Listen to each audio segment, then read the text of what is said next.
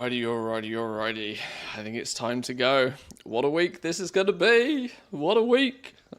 I don't know about you, but I'm excited. My Volperas don't look particularly excited. Wake up, fellas. Be excited. Oh, don't be sitting down. Stop sitting down. There we go. There we go.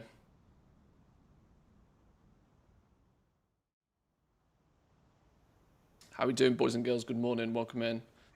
Why? What happens this week? Oh, nothing particular. Nothing overly interesting. Just, a launch of a new expansion. Nothing particular. Nothing really. How we all doing though, boys and girls? Did we have a good weekend? I didn't get as much done over the weekend as I planned, which was a bit of a shame. But I have got a few things done, which is good. Only thing changing this week is some streamers I know will start the expansion early. I was kind of hoping that Blizzard were gonna like hand out a bunch of keys or like giveaways or something. But unfortunately not. Just saw this, the Acuity use change for crafting orders. The Artisan's Acuity reagent cost for rare and epic profession tools and accessories may only now be provided by the customer for crafting order. The new boosting. Yes, correct. Yeah, that was changed a few days ago. You can no longer funnel from your alts to your mains. You're just going to have to acquire the Acuity on the character that needs it.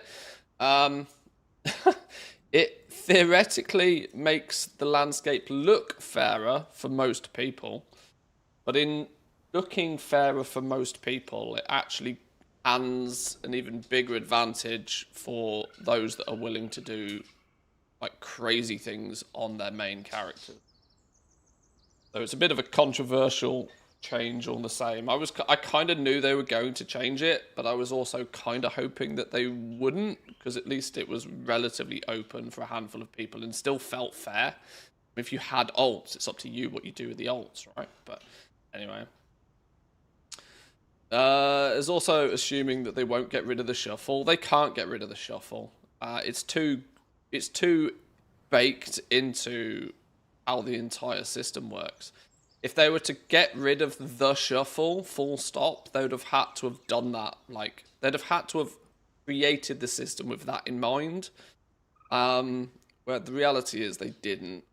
It was present in Dragonflight, it's present in the War Within. You either do it and see some advantage from doing it, or you don't do it. And save yourself probably an awful lot of gold, mind. It's a real risk. It's like putting all your chips on, like, 0 and just hoping it comes in. Add a cooldown on switching professions. Well, why screw it? See, the thing is, adding a cooldown on switching professions doesn't fix it. It just slows it down. This is what people don't realize. Half of the fixes that people come up with are just band-aids. Most band-aids, they fix one problem but cause another. A cooldown on profession switching, A, hampers anybody that needs to do it naturally, for whatever reason, and B, doesn't fix the problem, it just slows down the speed in which people will shuffle. Which then only goes and puts the emphasis more on knowledge points instead. And people will go and do sweaty things to acquire more knowledge points than somebody else and get their advantage that way. You can't get rid of it. This is the thing, you can't fully get rid of it. Fairness doesn't exist in this landscape. Can't possibly, if you slap a fix on one thing, people just move to the next thing and will gain their advantages somewhere else. You have to kind of leave some room for player progression and growth, though. So, forums want communism. Oh, the forums, they'd be funny. They'd be funny. Anyway, today is the last day of REMIX. I don't actually know on what hour of the day REMIX, because REMIX, I actually half thought I was going to log in today and find REMIX like finito, done. But considering it is still alive and kicking, apparently, it might be worth having a little bit of a poke around on my remix. Jump onto Ranthius and see if there's any last-minute things I should do with him. I'm not going to be leveling up any more characters because I got plenty now. Got plenty, but still can't understand how though 2 of those 4 character names were available. I was clever. I made those characters on a super duper mega low pop server where nobody really plays, so it was a little bit easier to get the names. I tried on my home realm, and no, none of the names were even remotely. I'd have to have put 12 funky characters in each one. Right, is there anything I really need to do with Remix? I'm not particularly sure. There is still some appearances and stuff I can collect, but I don't know if there's really much value in hunting these down. These are the class ensembles, which are never going to happen because I need to roll the correct class, right, to get these. Or do I? I don't even know. And more importantly to me, it's entirely MOG, so I don't particularly care. If there was pets or mounts or toys or something I still needed, I think I'm quite probably done.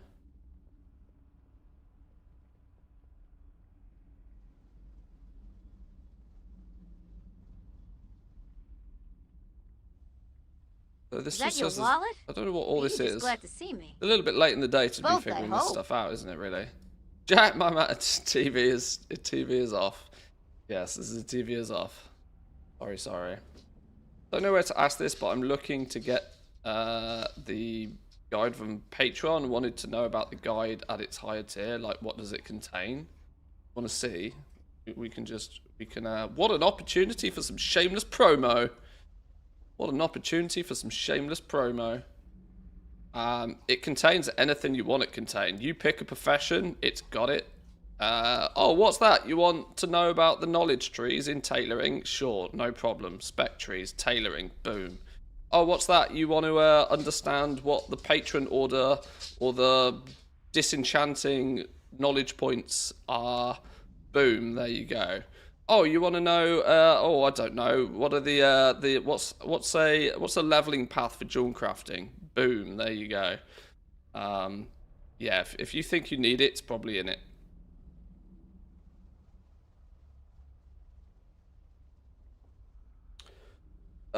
You are no longer allowed to have weekends off. Jack and I have had to watch other streams. Some of them have mean chats. Oh no, what's been going on? Well, we won't be having a weekend off for quite some time. We certainly won't be having this weekend off. This weekend is the one weekend that I'm going to be playing this game an awful lot, leveling characters, no doubt. Next weekend will be, the first weekend of the official launch. And then the weekend after that is the big Goblin sellout, the raids coming weekend, if I remember correctly. So yeah, I don't know when I get a day off. This is why I took Saturday off. I went to our summer place. I drank a few beers. I barbecued some food, chilled, relaxed, took a sauna, had a swim. Got myself mentally prepared for not having another day off in about a month. So whether we'll be streaming every day, I don't know. But there'll be. We barbecued some beers. It depends how many beers you have before you start the barbecue, but it wasn't intended. Yes, it was a chill Saturday. Yesterday, I was back at it though. I was back at it yesterday. We did. I've actually linked to them. You guys probably can't see this very easily. I've linked to them over in the Discord. I was getting some leveling guides finished. I have tailoring, leatherworking, and jewel crafting banked, ready to go.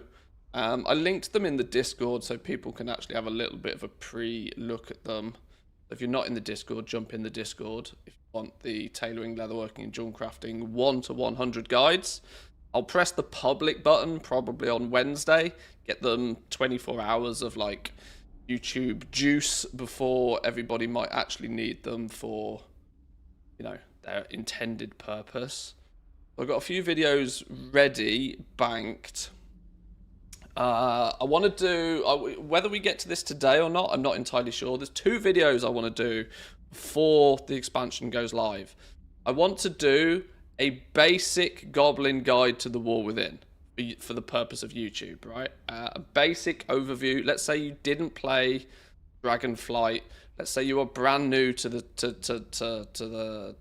the gold making side of this game. I want to do a real simple beginner's guide for launch day. Maybe sort of touching on a few of the sort of things you should do in what sort of priority, what sort of order. A little video along those sorts of lines. Relatively generic. Truth be told, for most of you, it will just be like common knowledge. But you got to start at the ground level, right? And then you can build up. I also want to do a bit of a tier list, because there are still people out there that are still clearly trying to choose which professions they want to play with. We might do the tier list on stream today. I want to double check that I've got remix stuff kind of to a point where I'm happy to let it go. Then we may... I have inscription and engineering leveling guides still to do. They're the last 2 leveling guides I still need to do. Apart from maybe cooking. Maybe we could have another look at cooking. I did notice Soul was taking a little bit of a look at cooking the other day. I don't think it's really changed since my first look. I just think it's taking some people by surprise just how many layers there are to cooking this time round. I think how did I describe it? I think I described it as like Russian dolls. With cooking, you make the small foods, and the small foods become materials for the... It's practically a flipping pyramid scheme. You make all of the small foods, they go into intermediate foods. Those intermediate foods go into big meals, and those big meals all go together to make a feast. So it really is a pyramid scheme. Cooking is the new World of Warcraft pyramid scheme. But it does mean that with so many layers in the cake, there's usually room to squeeze a little bit of profit in there, or way more so than there would if it was just like take fish, cook fish, you know? So cooking could still be quite interesting. I don't think it warrants a leveling guide. Maybe, I don't know. Maybe it could, I don't know. But yeah, there's still some stuff to do. Mainly wanted it for the spreadsheet and to know more about the profession shuffle. Everybody on Discord is talking about it. Also engineering pilfering stuff. Well, I haven't done a spreadsheet this expansion. I haven't done a spreadsheet. I went a different route this expansion. There's no spreadsheet as of yet. There might be something soon, but as far as the spreadsheet is concerned, I haven't really felt the need to make a spreadsheet yet. And most of the content I share is just the notes and the information that I build over time. So I went a different route. I didn't do spreadsheets this time. Plus, there was some significant things that I wanted to change about it from last time. That will come soon. Pilfering is...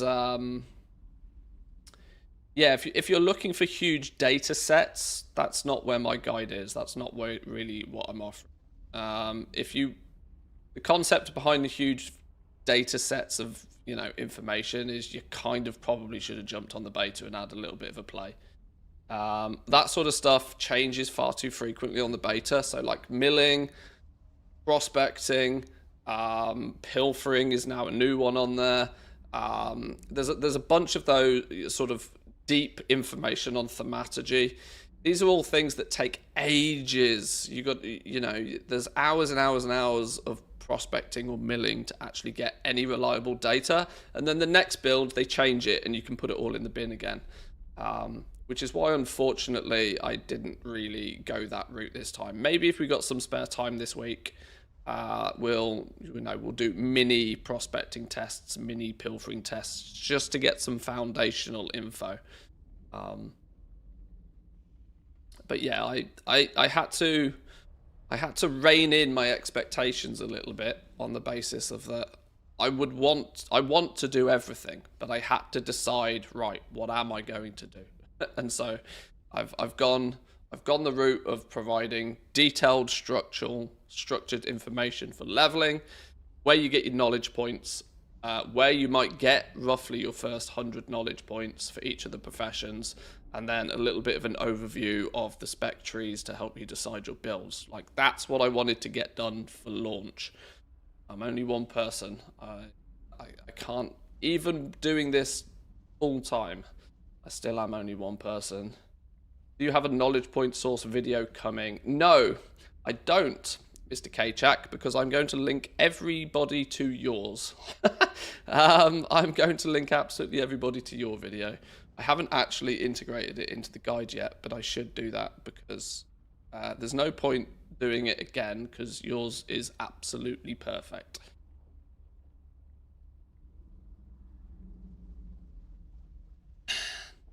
New Guild Discord was talking about some public crafting shopping list spreadsheet. Seemed pointless to me. Supply will be very limited and it'll be hard to plan specifically. Crafting shopping list spreadsheet. That seems like a weird thing to do. I mean, like other sources, e.g. mobs, or am I keeping it in the guide? Oh, I see. Just general knowledge point source. Sorry, I thought you were referring to treasures. Yeah. General knowledge point source stuff will probably come in a basic overview. The truth is that it's actually a lot more simplistic in the War Within, unless there's stuff that absolutely nobody has found, which I can't believe to be the case. Pages and pages and pages of chatter over in the Discord in the last few weeks. Surely somebody would have stumbled on something if there was like bonus secrets. It's a simple, you do your work orders. You do your work order quest each week. You get your inscription book. You go and loot two knowledge point items from treasures. And do as many patron orders as you can. That's basically it. There's no, or at least to my understanding, there's no profession masters. There's no kill this mob and pray that it drops an item. They have made the weekly knowledge point grinds. They've shifted it from less open world stuff more into the patron orders. They're clearly trying to put patron orders on a bit of a pedestal here. Make sure that everybody is hyper focused on patron orders because it's the new shiny thing, you know. But yes, a mini somebody doing some last minute leveling, look. A little last minute basic entry thing. Oh my god, hacker man. Still to this day people don't understand. The huge amount of data to process every profession, really the only way to cover everything fully would be if the big creators kind of work together as a team. Well, yeah, very true. Didn't hit 70, lol. Did he not? Oh no, he hit level 69. What an absolute loser. Yeah. This is a concept that I think might work. Maybe next expansion. Maybe next expansion will... there'll be more people in a better position to maybe team collaborate a bit more. This is maybe an opportunity where I should talk about something. This is not a sponsored spot. Let me make this incredibly clear. It's not a sponsored spot, but I'm willing to shine the spotlight on it a little bit.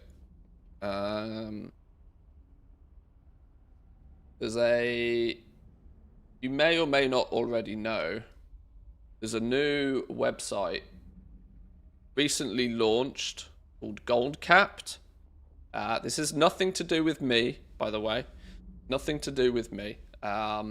This is a new little website that it's basically a membership service.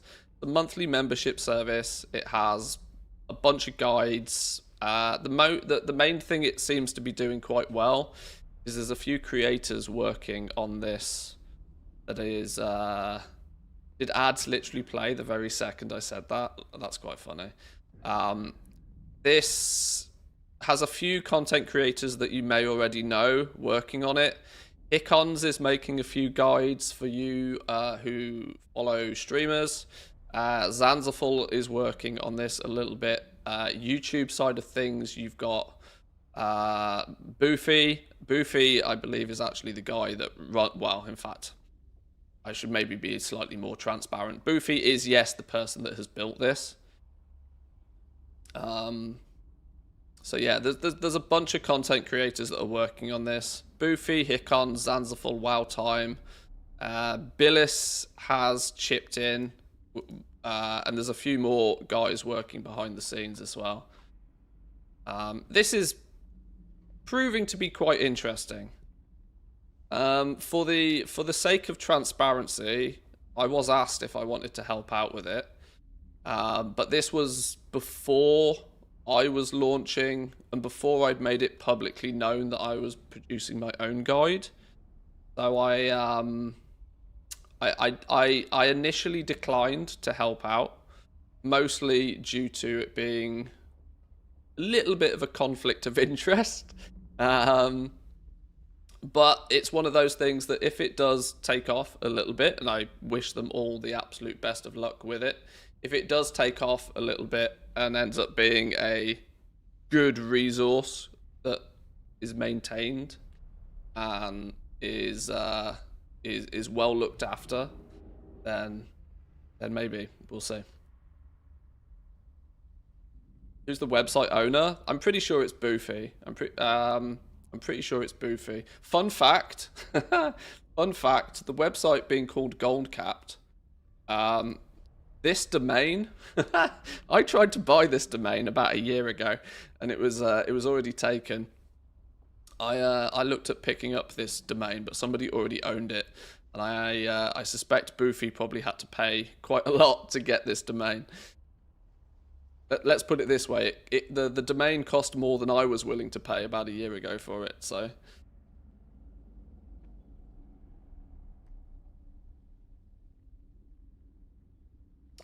Penguin's still around. Do they apparently work for Wowhead? I'm not sure what Penguin's up to IRL. To my understanding, she was finishing a degree or something along the lines, which is why she was a little bit less active in Dragonflight. Penguin also, yes, does write a few articles occasionally for Wowhead. I obviously have no idea what the logistics of that is, whether it's just whether it's a paid gig or whether it's something that she just casually does on the side. I ain't got a clue. But yeah, Penguin will be more around, I would suspect, with the expansion launching. But like I said, I have no idea on IRL situation.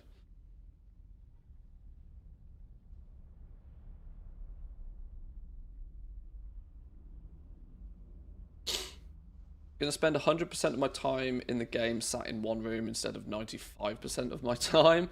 Oh, regarding knowledge points and professions and stuff, yeah, for sure.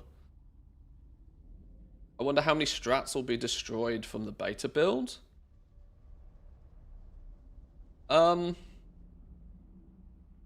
I can't imagine there'll be many. Gold-capped used to be some other service or site, wasn't it? I remember there being a gold-capped website many years ago. There's,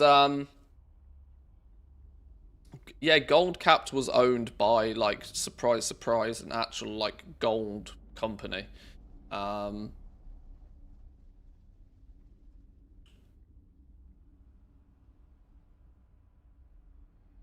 Skill capped is another one. Skill capped is the leveling guide, is it not? Is it leveling guide or is it PvP or something? Oh, PvP side of things. Yeah, there we go.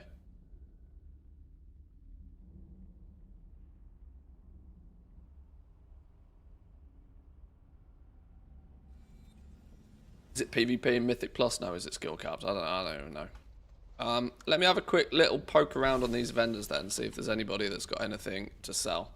Not that I've... Whoa, lag. Not that I've got any currency on this dude. Oh, no, that's a lie. I apparently have 72,000 bronze on this character. Don't know where that came from. Right, you don't sell anything. That's a good start. You do sell things, but lots of ticks to indicate I have everything. Good. Any more? Any more? What is it? That's nothing collectible. You have things to do. You appear not to have anything. Means I've probably bought everything. You have... These are all the toys. Lots of ticks. Lots of ticks. Looks like we've got all of the toys. Can't really imagine there's much I need to buy. If anything at all. We got all the Hellscream stuff with all of the bony bones. What are these? This ensemble has already been used by one of your characters. Appearance is only usable by mage, priests, and warlocks. Does it claim I need that? Do not share what I have said. Ah, there we go. Okay, well that was one we needed. Seek answers. 48 out of 48, 37 out of 37. Yeah, it's Can I Mog It, the add-on that gives you the little ticks to indicate whether you got stuff or not. Seek the truth. We might be good with Remix, you know. We might have everything. Complete the landfall achievement. Ooh. Did I never actually bother to do that? Ah! Did I never do the landfall thing? Apparently I didn't.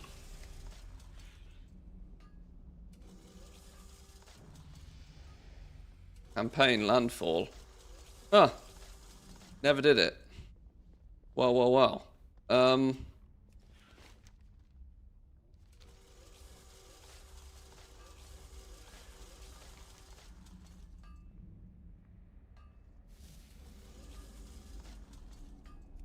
Should we bang this out quickly?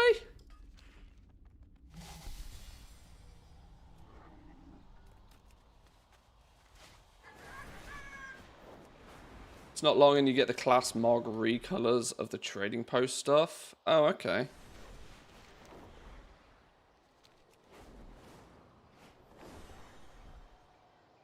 Oh, the warband map to everywhere. Yeah, I've done that. Let's showcase it for everybody else, though. Toy collection. Warband map. Warband map to everywhere all at once. Click this, you'll get a bunch of stuff. Oh. Weirdly, it didn't. Weirdly, it showed me some other stuff. Maybe I'd never done it on this one. But it should give you some bronze caches and some threads and some goodies. If you haven't already. It was also a really quick and easy way to get about 3,000 bronze on every brand new character you created. So theoretically, as long as things don't cost more than 3,000 gold, you can basically get them all for free.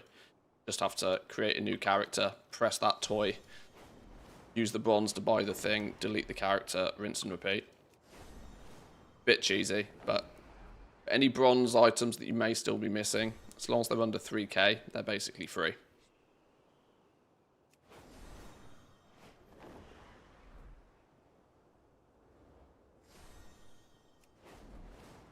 Right, here's to hoping I've done most of this already.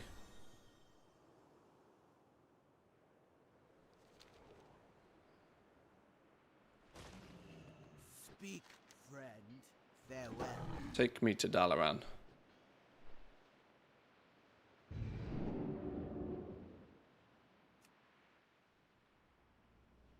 Let's hope it's not bugged anymore. Was this bugged, was it?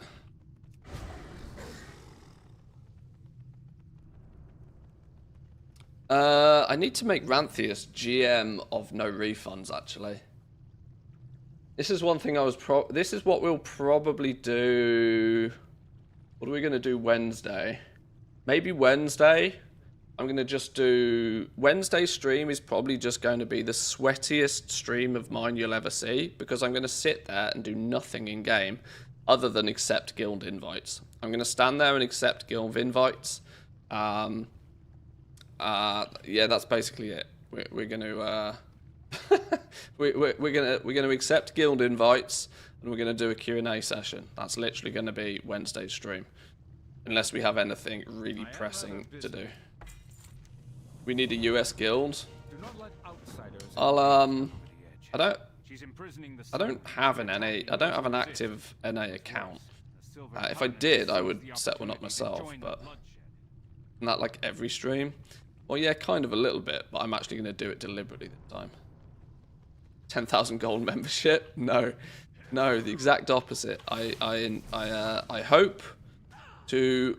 My main plan, or one of my main plans for the guild, is to try and make it a place where you can come to get something crafted.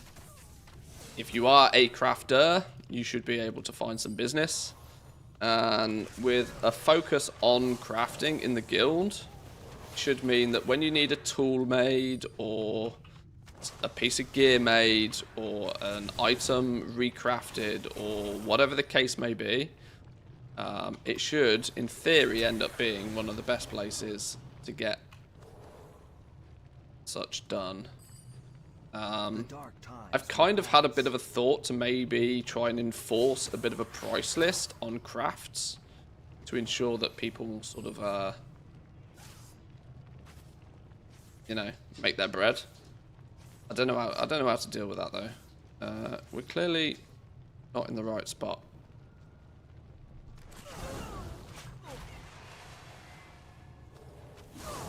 The eternal sun guides us. Oh, okay. We torch these dudes, get them gone.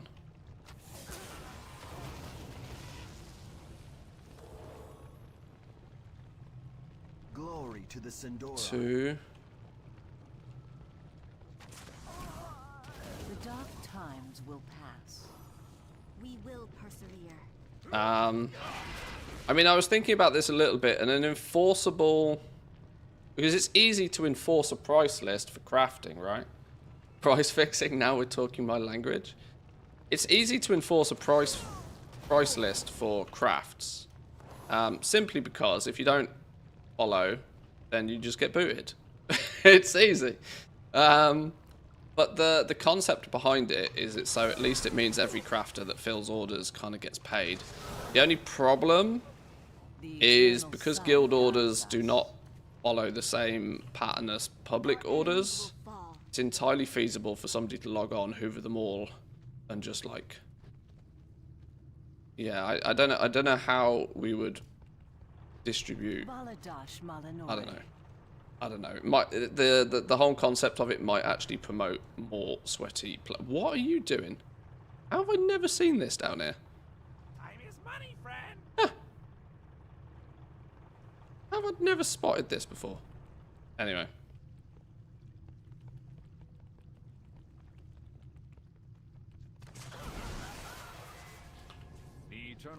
Regardless, I would like it to be a nice place for crafters to chill and have some, or to be able to see some success with guild orders and work orders. Because not everybody has easy access to work orders.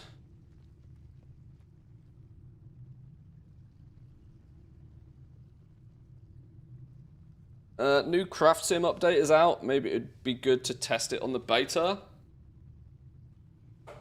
I'm gonna just assume it works. Why can I not accept your quest? Oh dear, I nearly died. Yeah, guild orders don't have limits, meaning anybody in the guild, anytime there is an order, it can just be done. So of course, if I start enforcing a price list so that crafters get paid fairly, what I then can't easily do is actually ensure that people get to fulfill work orders fairly. So I don't know how I'd address that situation. The concept of a crafting guild is obviously brand new, and I, if I'm honest, haven't really given it enough thought. So I've been way too busy on the beta to like promote or, you know, drive people to it.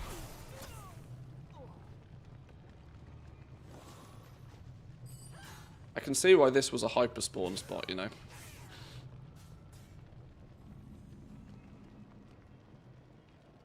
Why would anybody want fixed prices? So that people understand exactly what they need to pay to get a piece of gear crafted. And more importantly, crafters then get paid. It would be unwise to oppose us. Setting yourself up for a lot of headaches. I mean, welcome to the world of guilds, you know. It's always going to be the case. Will alt armies have the same success in the War Within as they had in Dragonflight? There's the potential. There's definitely the potential. I've tried to get across the concept that alt armies are not necessarily for the faint of heart. They are, without question, going to be more work than they ever were. But the concept of an alt army is that you need to appreciate that you might be doing the same thing 10 times over, 15 times over, 20 times over, however many times over you want to actually do the thing. If you slowly but surely chip away at it over time, you'll get there. I think they're going to be a bit of a... I think they're going to catch a few people out at the beginning, because people are not going to really understand that actually leveling 50 characters professions at the beginning of an expansion gets really expensive very fast, especially if everybody's trying to do it and they hoover up materials left, right, and center. The initial upfront cost for each character is going to be quite high, and technically it's at its highest at the beginning of the expansion. You're then emphasized to play that character to the utmost of its ability. Yes, you'll have concentration to help pick up the slack, but utilizing concentration to make gold is like the end game of your alt army. That's like 200, 300, 400, 500 points deep into your individual characters. Not something you're going to have access to literally day one. There's a few content creators out there that have put together a couple of good pieces of some sort of good resources to get yourself up and running. Respect our customs. If you do go that route, It would be unwise to oppose us. I'm pretty sure though there'll be some people that will they'll start with their alt army and they'll very quickly tap out when they realize just how much effort it is.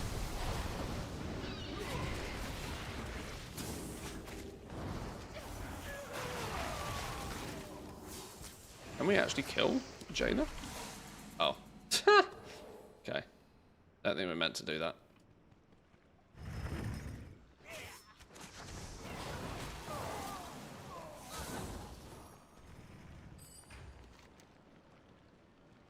How do I get back to where I was going?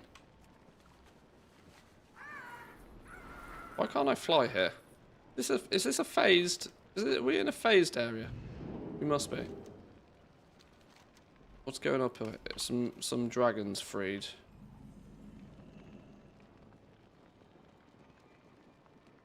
I didn't really like the chores that I had each week on my characters with the professions. Yeah, I mean, if you don't like chores, you're not going to like alt army play. It's literally the definition of chores.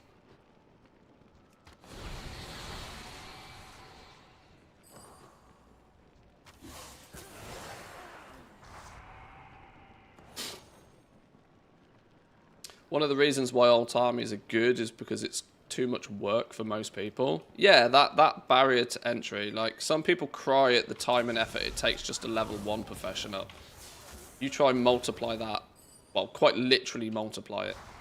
If you want to have 10 characters up and running efficiently in your alt army, you don't have to, you know, you're doing everything 10 times over. Most people tap out really early when they realize just what's actually involved in keeping it up and running. It'll be a big advantage having a bunch of characters early, until players get the ability to guarantee things at quality 3. Flipping hell. Until characters can guarantee things at quality 3, and everybody's relying on concentration, yes, of course, more characters, more win. As soon as those players start to get to guarantee things at quality 3, you're going to see the price get pushed down. And as we know, most professions live in the world of single-digit profit margins. And even to extract single-digit profit margins, you usually need to be relatively min-maxed. So what I worry is that a lot of the content you may see out there about alt armies right now haven't really taken into consideration price that much. And profitability. That you may find that unless you have a good amount of knowledge points and you've stacked your resourcefulness and you've got your right profession tools and you've min-maxed your multi-craft and you're using the right enchants on your you've got to have done most things. There's a strong chance that if you're just doing the bare minimum on your characters to do it 20, 30, 40 times over, you're going to get to a point where actually you can't craft the thing profitably because you don't have the same amount of multi-craft or resourcefulness or flat skill or any of that. It's a little bit hard to calculate without costs. But in a world where everything's kind of hypothetical on the beta, it's easy to forget that you're not going to press the button if it doesn't make you money. It doesn't matter, you know, the advantage of doing it 50 times on a bunch of alts is that you get that profit 50 times. But what if you can't press the button and make profit, you know? That's another issue you got to contend with. That said, as Zanzafal's just pointed out, most of the demand for rank 3 mats is going to be in Season 1, meaning if you can take advantage of having lots of characters and being able to use concentration to produce as many of those quality 3 components as you can, you do set yourself up for some early goal making.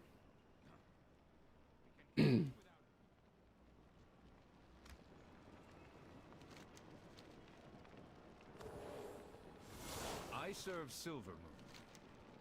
We have. I just know how the economy plays out. Like, I've seen it way too many times now. The assumption that things will be profitable is a dangerous assumption to have. And this is kind of why I think Gathering is going to be really strong again.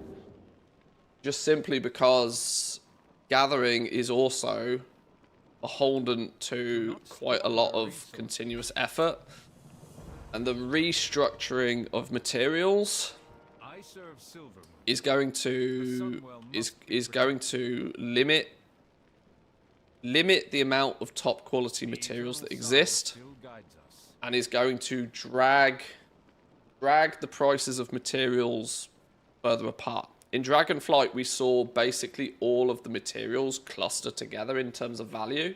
Quality 1, 2, and 3 very quickly became basically the same price. And this was because when players were out there gathering them, they slowly got to the point where they would just get more top quality stuff anyway. And so the quality 2 was just a byproduct. The quality 1s was a byproduct, but it had nowhere to go, so it stacked up. But then there was so many scenarios where you didn't need quality 3 materials because inspiration was doing the heavy lifting. So it's the whole dynamic of crafting smushed all the material prices really close together. I think the War Within, it will eventually do the same, but I think it's going to take a lot longer for them to all get smushed to basically the same price. Because there's consistently going to be much greater demand for quality 3 materials.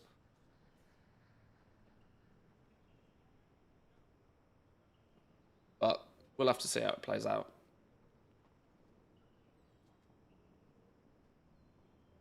So many people think that they're just going to be able to log into their 100 remix alts and press a button, make 100k each week like it's nothing.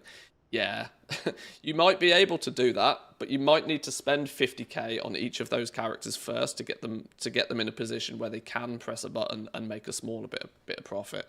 I think the the return on investment for your alt armies is going to be pretty slow. And when you are looking at something where your return on investment is slow, you have to be really careful about how much you spend up front. Because if you spend 50k leveling each of your alt armies up, and then you get to a point where that character can only produce like 1,000 gold profit a week from its concentration, you all of a sudden realize that it's going to take you 50 weeks just to cover the cost of what you spent leveling it up, which is an entire year. The expansion might only be 18 months long. So you've got to be really careful that you don't overspend on leveling up your alt armies or doing too much. But at the very same time, you have to also make sure that you're doing enough so that they even work, right? So that they do something for you. So I think that cost analysis is what most players who have looked at alt armies won't have done.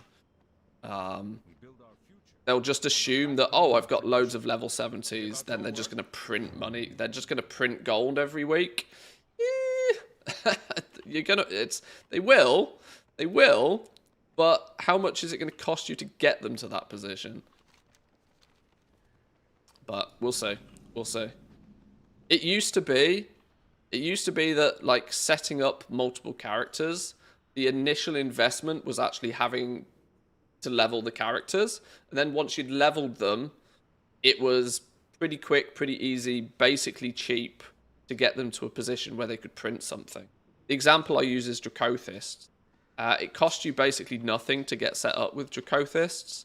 The difficulty was getting all of the level 80 characters.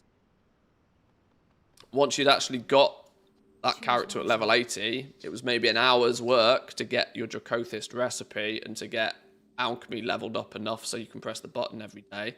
And by that point as well, the materials and everything was significantly cheaper. So there was inherently no real initial upfront true cost other than the time of leveling the character. Blizzard have seen this. Blizzard knows this. And this is why Blizzard knows everybody's going to have access to loads of characters. So this is why, if you are looking to get your alt army set up in Season 1, it's going to be expensive. Don't overspend. Where is the dudes we need to rescue? Can I find any dudes? But I'm not, I want to clarify here. I'm in no way, shape or form saying alt armies won't work. I'm just saying that people need to be really careful that they don't overspend on them and, like, assuming that they're just going to print money forever. You're going to have to pay close attention to just how much it costs you to get them set up, because you're going to want to try and keep your actual costs to an absolute bare minimum. Mean that they, pay for themselves as fast as possible, and you actually get to the point where you start making something. This one, no. Who and where are the dudes we're meant to be rescuing here?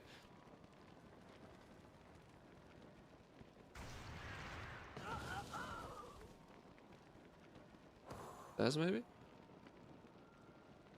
Depends on the price difference between concentration and non-concentration builds. A lot of stuff is stuck with concentration, but some things will be dramatically cheaper, crafting with rank 1s or 2s instead of rank 3 mats.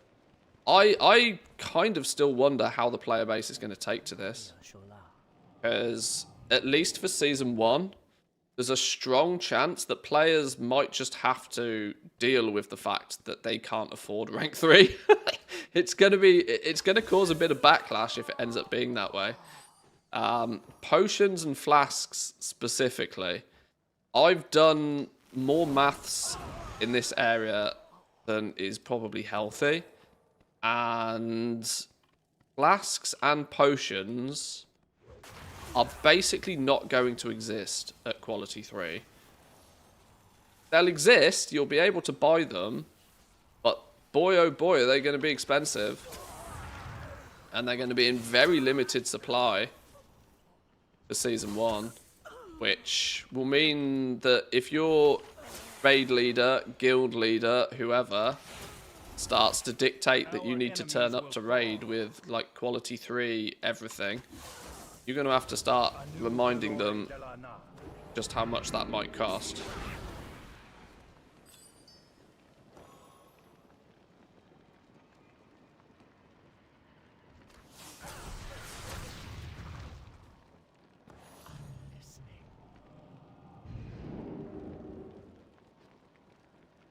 Going to be seeing lots of sales of Dragonflight potions and flasks. That would be quite funny if people just ignored the new stuff because it's way too expensive. The reality of all of this is that farmers are going to be eating good, right? Farmers are going to be making bread. Since when stuff's expensive and there's nothing crafters can do about it, you know who's winning, right? The person that's making those materials, acquiring those materials. This is why I think if you want to completely ignore all of the stress and shenanigans of crafting, pick up gathering. You'll be good. Like, as long as you're not looking to make gold caps and gold caps, you pick up gathering, spend a few hours doing some farming, you'll probably be good. As long as you're consistent with it, because what will be required... Some dude up here somewhere. What will be required is for you to consistently keep up with gathering week on week. Because if you just casually pick up gathering and don't really do much with it, you're not going to be getting quality 3 materials. You're going to be, in essence, 5 times less efficient. Because my suspicion, and here's an early prediction for you, I reckon most quality 3 materials are going to be held at about 4 times whatever the quality 2 material ends up selling for. The quality 2 will dictate the price for the most part, but quality 3 materials are likely going to be 4 times the price. That's a very deliberate number. That's not like pull that out my ass kind of number. That's genuinely a calculated number. So let's say your quality 2 herbs are 10 gold a piece. Expect your quality 3 to be 40 gold a piece. And that price will hold there quite a while. I am rather busy. And it's because the greatest pull, the greatest demand of materials is going to be quality 3s. But the most commonly farmed will end up being quality 2. When you get good enough at farming, you can unlock the ability to refine your materials from quality 1 up to quality 2, quality 2 up to quality 3. But it's a 5-to-1 ratio. This mechanic existed in Dragonflight, but the way that gathering worked fundamentally, you never needed it. It was dead on arrival.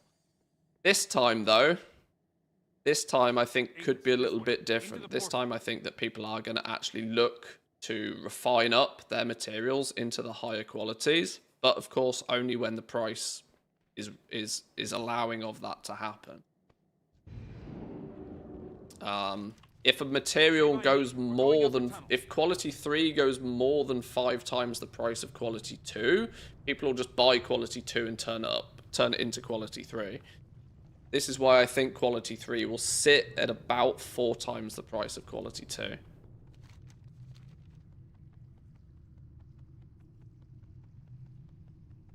The rank 3 skinning materials will be 8 silver instead of 2 silver. Well, they've also done some clever stuff to build in recycling mechanics in many locations, which should hopefully help prevent materials from completely tanking to 0. Because once they get too cheap, they'll be able to be bought and converted into higher stuff that people want. E.g. alchemy. Everybody needs a thaumaturgy ult.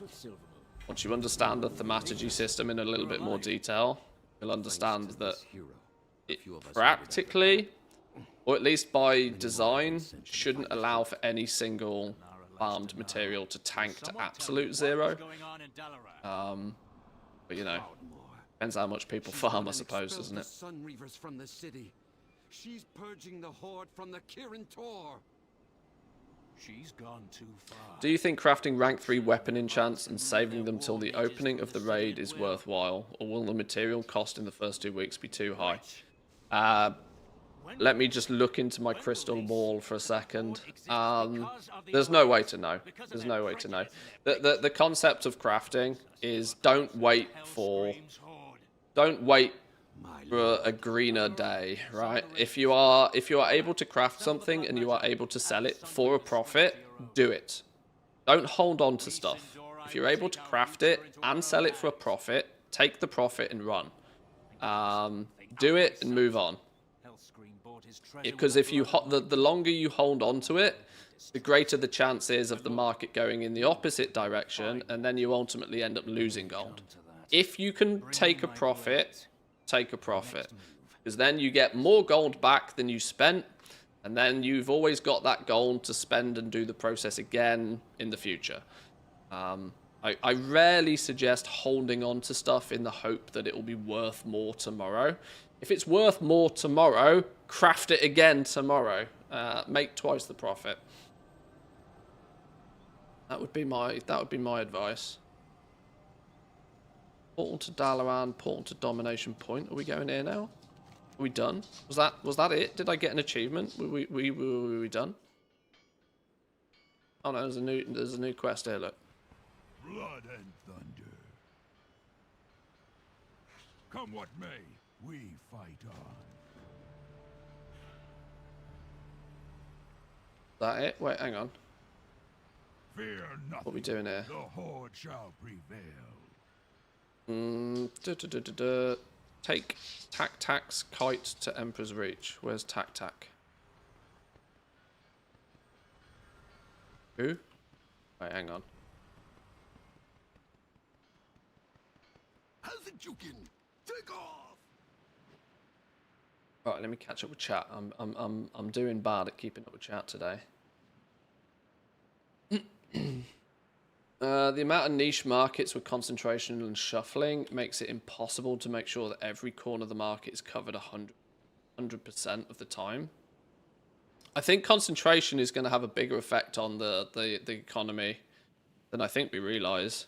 For the fact that you can only spend it in one place. What's going to happen very quickly is that everybody's going to end up spending their concentration on the same thing. Because there'll be, let's say, for example, I don't know. There'll be, well, okay, let's start by actually saying some proper English words, shall we? The biggest ticket item, the thing that's in most demand, is where most players are also going to very quickly spend all their concentration. So let's say, for example, you have your concentration to spend. Let's say you've got it's been a few days, you've got a full 1,000 concentration to spend. You're very quickly going to look at an add-on that is going to tell you where's the best use to spend your concentration. And it will probably say the same thing to everybody, right? So imagine everybody dumps all of their concentration into the top flask. Everybody that logs in within a short period of time is going to see that one craft that is the most profitable. Everybody dumps all their concentration into it. Then you're going to very quickly notice on the auction house that there's a big influx of those items. And yet there's then going to be a massive shortage of everything else that nobody pressed the button on. Because at least in Season 1... if it's quality 3, you probably need to spend concentration on it for it to exist. It's going to take a while for people to get to the point where they can guarantee quality 3 stuff, even on basic things. Even super duper mega basic things. Vials, for example. Alchemists are going to go through vials like they're candy, right? Making all these potions, making all these flasks. But jewel crafters, most jewel crafters out there, who are the people who make the vials, by the way, are not going to be very incentivized to spend their concentration on making a flask. A vial, sorry.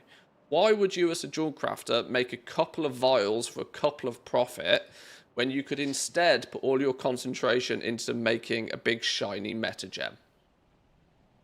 This is going to be a problem, I think. This is going to mean that there'll be some, like, middle things, intermediate materials, where there might just not be many of them. And in turn, when there's not many of them, the price will then get easily reset. Market resets are going to be wild. If you have got deep pockets and you've got, like, you're willing to throw your gold about, resetting markets is going to be ridiculous. Simply because there'll be nothing anybody will be able to do about it. If on reset day, somebody decides to reset the price of vials to 4 times the cost they were the day before, there's basically nothing anybody can do about it, because all of the jewel crafters will have already spent their concentration making gems. So nobody's going to be able to pump out nobody will be able to pump out a bunch of vials really fast, or at least they will, but they'll be significantly more expensive because they'll have to use quality 3 everything to do it. It's going to be literally going to be the Wild West for a few weeks. It's going to be so funny. I can't wait to watch. I can't wait to play around with it because it's wide open for abuse. Lots of TED Talk today, but also isn't YouTube chat a lot more active than usual? Yeah, there's lots of chat everywhere, which is nice. It tends to be a little bit more active when I actually remember to pay attention. Ooh, a shiny! Who are you? New mount. I didn't even realise we get a mount from this. Go forth to victory. Use your fear, Ishi. Turn it on your foes. What are we doing here then? Death arrives. Will you stand and face it, or kneel in defeat? Anything important worth resetting will be over 10 mil to reset each time. Oh, yeah, I did mention you're going to need deep pockets to do it. Wyvern is looking a little bit malnourished. You're not wrong, actually. Live by these words. Look, Do a thing. Victory or death. Why be nothing happening? Massive confuse. Much confuse. Do a thing. Go on, Garrosh, do a thing. You mean reset? Well, let's say for example, I'm going to assume you play on Team EU, so your reset happens on a Wednesday. Let's assume on a Tuesday, somebody comes along and they buy out all of the quality 3 intermediate materials. Quality 3 dust, say, for enchanting. Let's say somebody comes along and buys out all of the quality 3 dust and doubles the price of it. Everybody then logs in on Wednesday to buy their dust to make their enchants and realizes it's twice the price. That in essence is a reset. In Dragonflight, lots of people tried and lots of people lost their ass trying, because in Dragonflight, as soon as a reset happened, people were able to go, oh look, this thing's been reset. Let me just quickly craft 10,000 of them and put them on the auction house. People could react super fast. Anytime the price spiked on something, people could react super quickly. There was no limitations to how fast they could create a whole bunch more stuff and put it on the auction house. This time round, players may not necessarily be able to mass produce those items anywhere near as effectively as they might like to. Meaning that when something gets reset, the effect of that reset might last quite a little bit longer. But it is still still a dangerous game to play unless you've got more gold than you know what to do with. Why can we not do a thing? What's going on here? Do a thing. You will serve the Horde, or I'm meant to be defeating somebody, and there's nobody to defeat.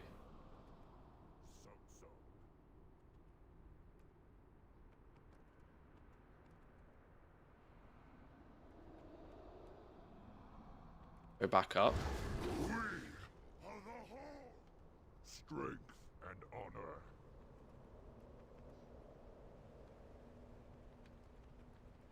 Aha. Random ass RP that didn't happen.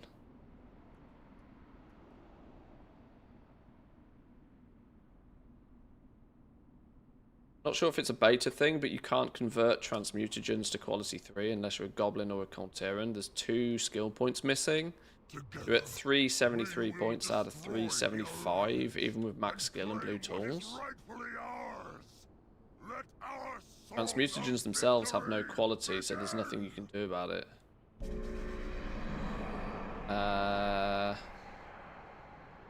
Why Goblin or Colteran? Well, Goblin get +5 alchemy.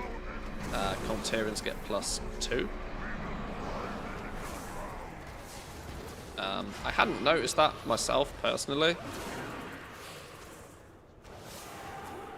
But one thing I would say is this transmutagen system has been the most bugged system, I think, of anything in both the alpha and the beta. The amount of iterations and changes that's happened to this thematurgy system, every build, something is fixed, something is then broken. It's pretty wild.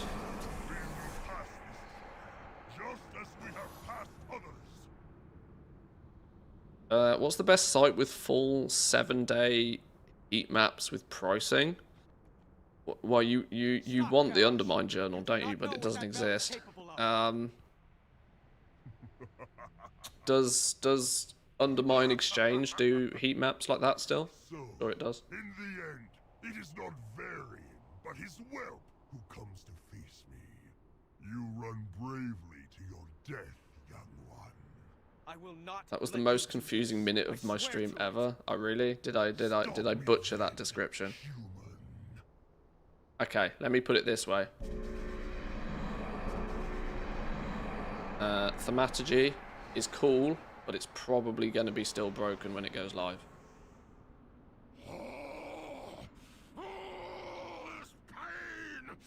I like the Undermine Journal more. Weirdly, so do a lot of people.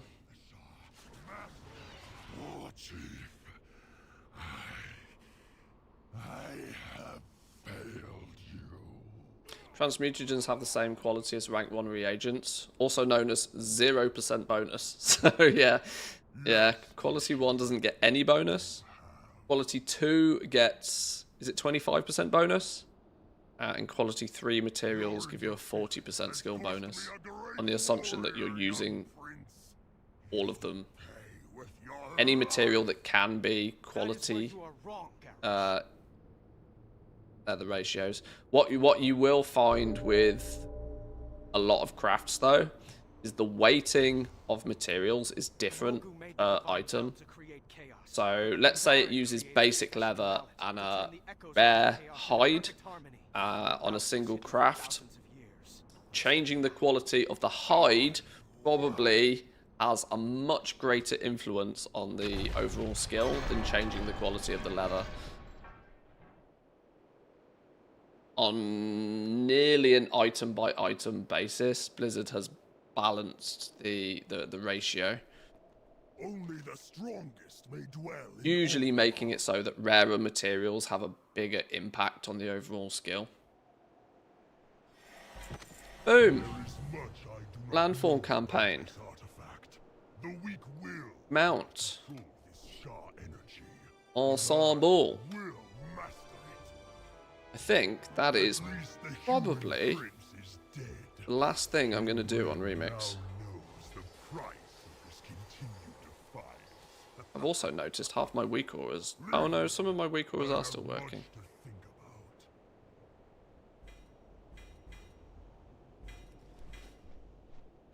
about. Right, how do we piece out of it? Is this the this isn't an instance version, is it?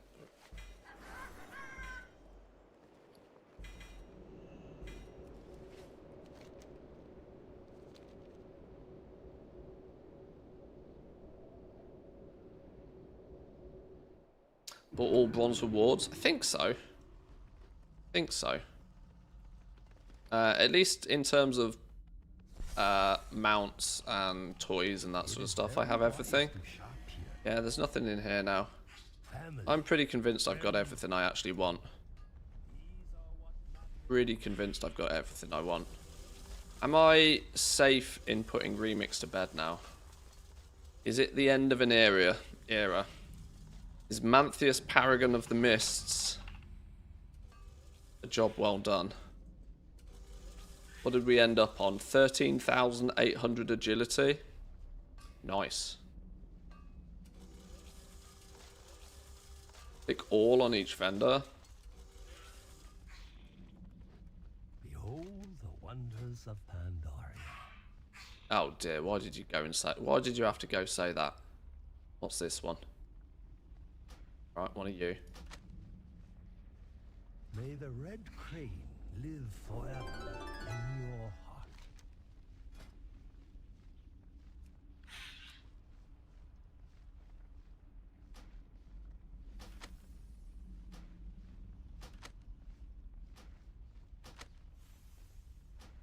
You'll say 0 of 3.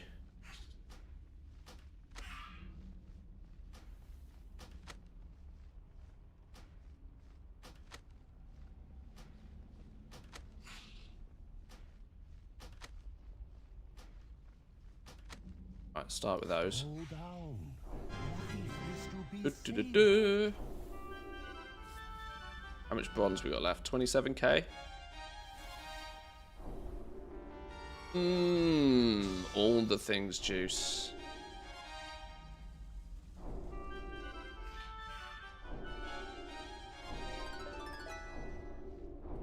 Nice. It is very wise to shop here. Any more for any more? One more. The wars. Family, friends, Boom. these Right. are what matter. What about you then? All. 37 out of 37, 48 out of 48. Yeah, Protect. everything there. You're a goat. I'll listen.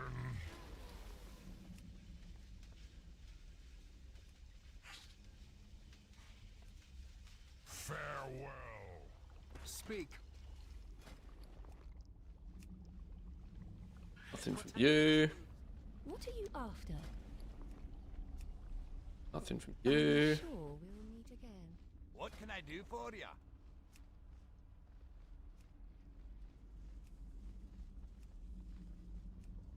Nothing from you. Travels. Any more for any more? Oh, oh, oh, frames, please. How may I aid you?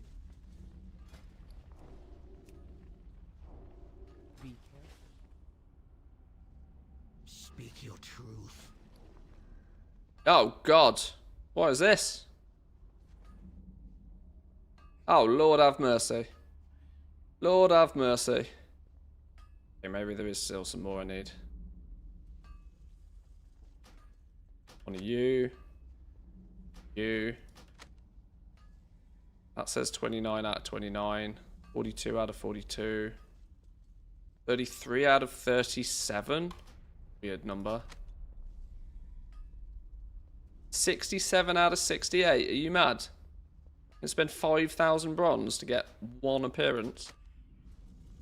Don't believe the lie.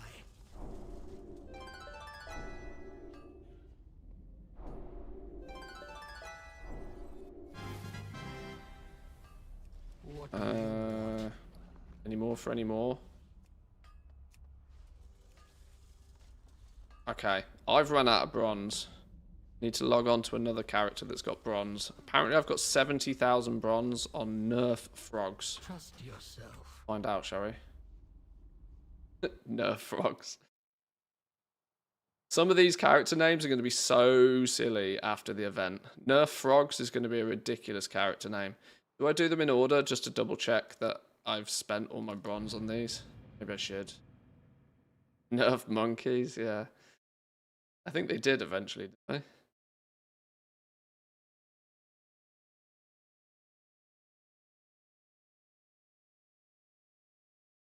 You're not worried that the alchemy cauldrons don't use flasks? The limiting factor is artisan's acuity. Will reduce the demand of flasks, which require null notice, for example. Not in the slightest.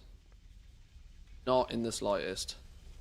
Mostly down to one very simple reason. Everybody will still buy flasks. It's absolutely fine. Everybody will still buy flasks. Plenty enough people who are going to buy flasks. Right, Disco Dave has 601 bronze, and apparently I have no quests here, so he's absolutely spent a Rooney. Gonna have to quickly cycle a few of these, just to double check we've harvested everything. Sydney Sausage. What a stupid character name. Who came up with this?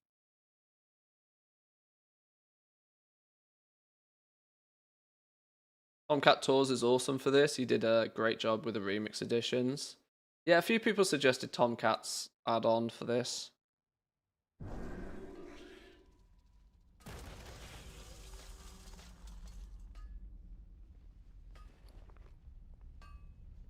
Right, he has no bronze.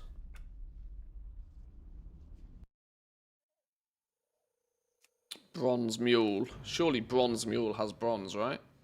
Gotta be. Gotta be.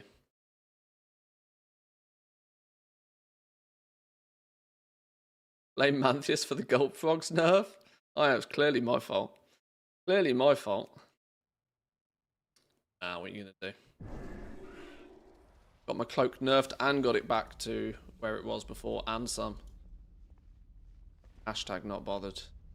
475 bronze? That's not really gonna do it, is it? I'm hoping that I'd kind of forgotten the quests, because then that would be 40,000 bronze for free. Donut balls.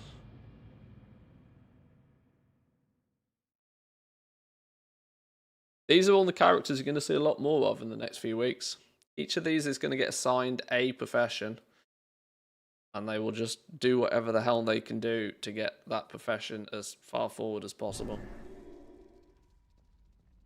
I can't believe that early access kicks off at the end of this week, and I still haven't technically got any idea what characters I'm playing, who is going to have what profession. Like I've made no plans. Like, it's ridiculous how much time I've spent on the beta, and I have no plans regarding who's going to do what or when or why or how. Literally no plans. Will you be streaming Saturday? Of course.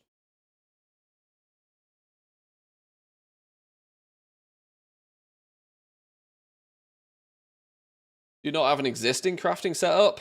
I do, but the annoyance to me is that I won't be using it for Season 1. I've got 2 crafting professions on 4 separate toons, which is my main sort of setup. Those characters, unfortunately, they will get the bare minimum done on them, just so they keep ticking over with knowledge points. But they're not going to be overly competitive in Season 1, so unfortunately, I won't be playing them. Because the game is the game, unfortunately, at this point. If I want to be competitive, I have to play the game, and unfortunately, that means I can't play my mains. Not something I'm overly happy about, honestly, but it's arguably my choice. Frogs, right? This is the character that's meant to have a bunch of bronze. I wonder if it actually does, or whether that little add-on lies.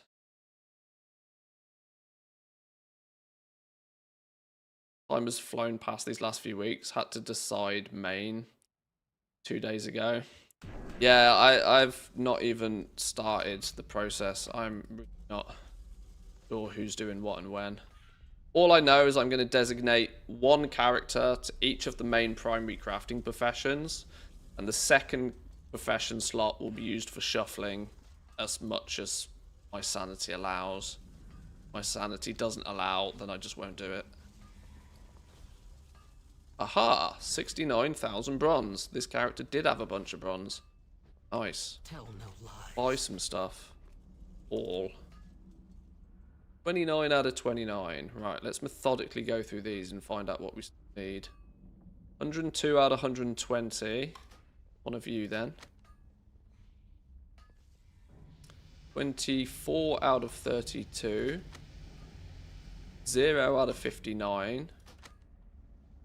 9 out of 94. 24 out of 37. 0 out of 64. 0 out of 115. Holy shit. 0 out of 8. 20 out of 32. 0 out of 59. 13 out of 92. Holy Christ. Seek the truth.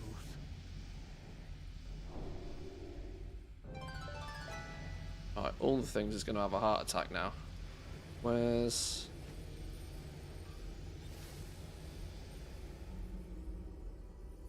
Oh my god, game is laggy as you like. Isn't there a remix specific one? Yeah, there we go. Let's grab this. Let's see what this has to say. Let's see if we can get this number a bit bigger, shall we? Let's open all of these and see what happens. Okay, we are going up.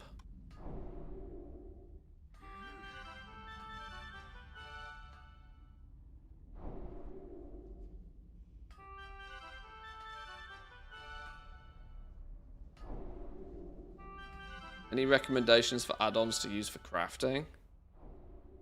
Your brain. Honestly, that seems like such a such a basic answer, but realistically, the best one is your brain. Until you have a really strong understanding of exactly what's going on and why it's happening, your brain is literally the best thing you can use for crafting. You don't want to designate any add-on to be doing stuff for you until you understand how it works. Once you do have an understanding of how it works, you'll be able to start looking at using things like TSM and Craft Sim to help speed the process up. Honestly, you are best off using your brain. If you learn to use your brain, then you don't need to rely on add-ons. Then when those add-ons inevitably don't work on days like patch day and stuff, you're immune. You're safe. Brain will be an absolute hack season 1. Heard it here first.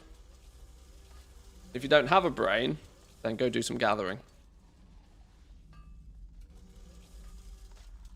Right. 14k bronze still. Is there anything else? For now. 29 out of 29, 42 out of 42, 76 out of 76. Why are these still on the vendor? Don't understand.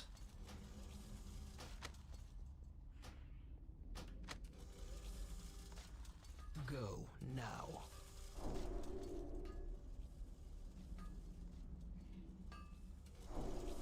Okay. Not sure why they were still on the vendor, but they were.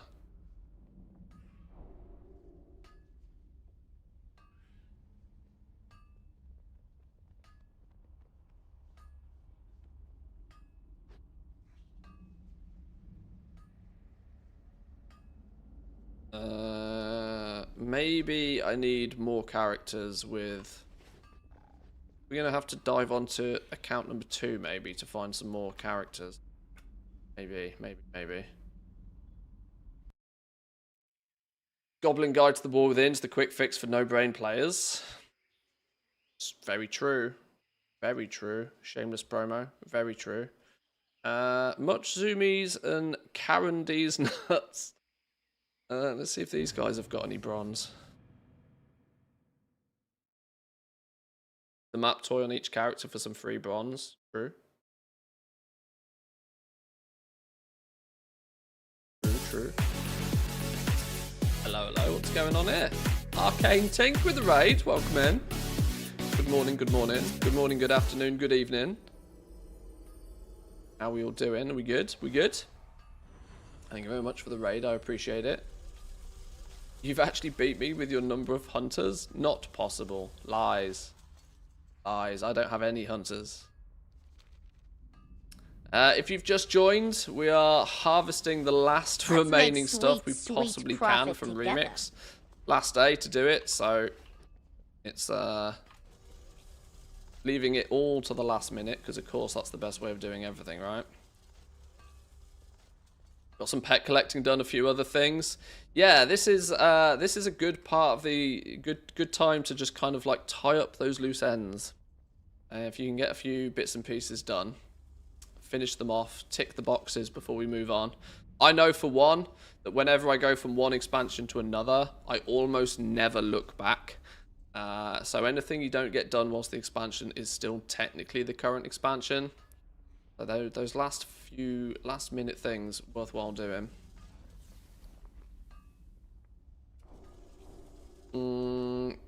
This character's not going to have enough to buy anything.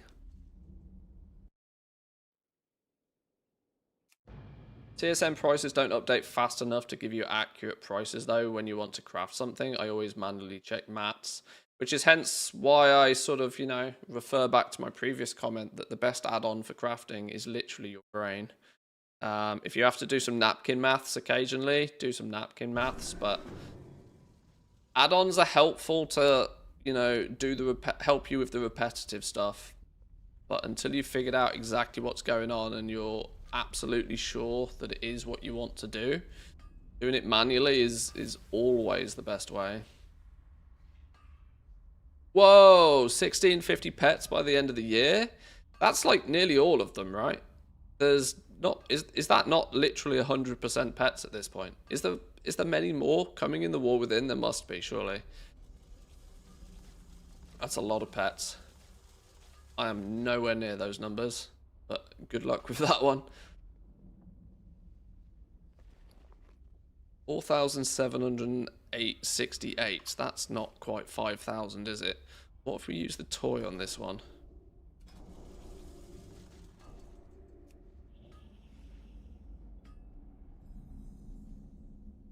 Oh, that's killed my game. Rip. Hello? Oh, it's thinking about it. It's thinking about it. Probably shouldn't have done this in the shrine. Ha! It's dead. I'm gonna go grab a drink.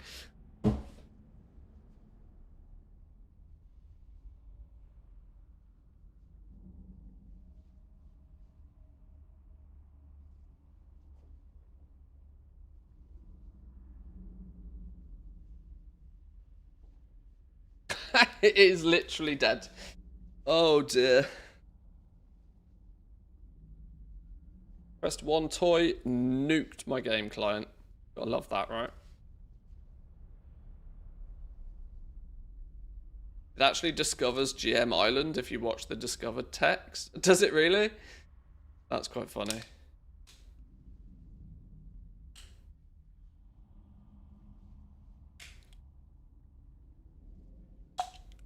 Stupid bottom caps.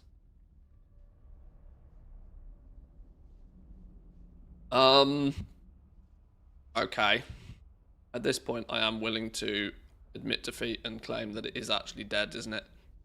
I can still hear it doing something in the background. How in the world has it not completely crashed? Is this an Alt F4 situation?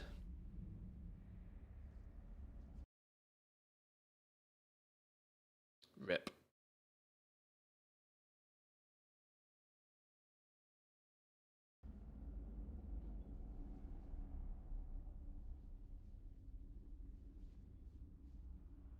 Yeah, rip.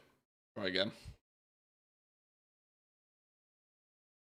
Actually, let me jump straight onto account number 2.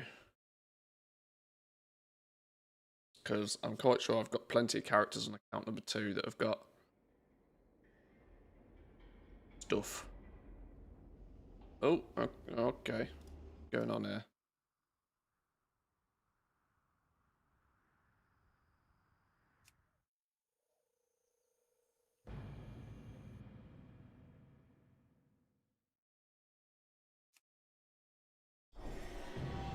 Taking the son to the water park. This is why I need a son. Then I'll have a good excuse to go to water parks. Water parks are fun. But thank you very much for the raid. Enjoy, well, sleep well if it's 2:30 AM. Oh god, we are not emptying that post box though. No, no, no, no, no.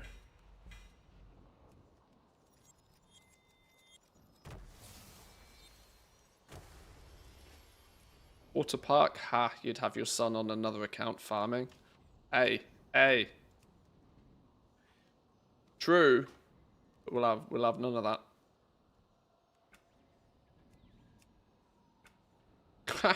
These characters hit level 70 and I literally never even set up their bars.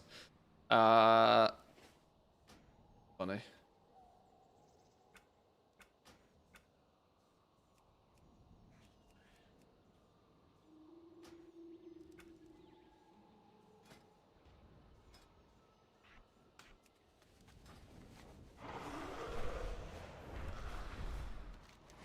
Right, let's go get to the shrine.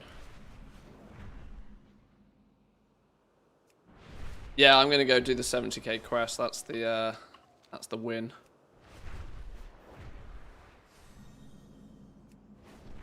Are you sure this is Minecraft? Yes, keep mining. Yeah. Would never do anything so despicable. Where am I going? Going roughly this way, aren't I? Am I going to have separate characters for each profession and a second slot for the shuffle? Probably. Probably. We'll see how far my sanity goes with that setup, though. I was kind of morally against doing that for Dragonflight, but that was mostly because there was ultimately no real reason in Dragonflight to have multiple copies, and it was fine to merge everything together. I didn't go that serious on crafting at the beginning of Dragonflight. This time around, though, I do attempt to actually, you know, give it a good go, so it's gonna have to be done. Right, 50k bronze, that should get us some stuff, surely. All. It's the last one. Go now. What do you want? Is it relatively safe to just buy everything?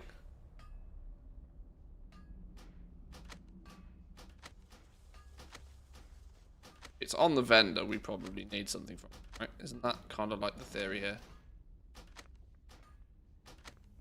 Seek the truth.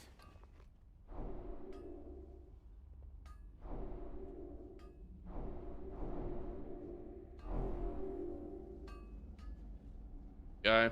Now we run out of juice. Plug him off.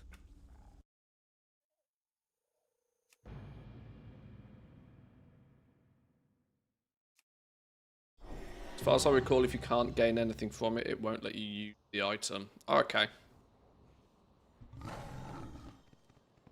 Hit the flight master there, actually. Are you considered a flight master? No.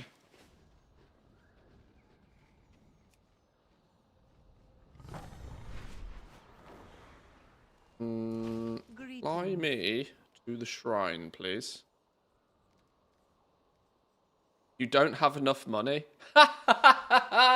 This is a level 70 character that I've named Money Blaster, and they don't have the 1 gold, 10 silver needed to take a flight path. Oh, that's funny. Okay. Manual labor it is.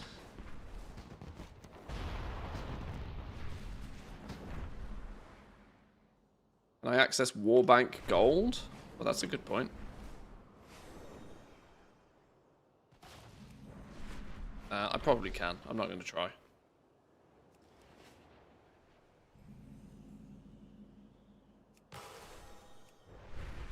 Ran out of vigor, though. I wasn't expecting to do.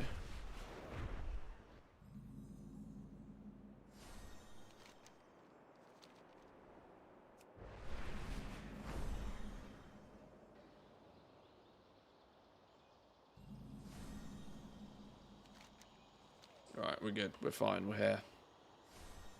8,000 in the bank. Probably another 40k on this NPC. I'll trust you for now. What is your business? Right.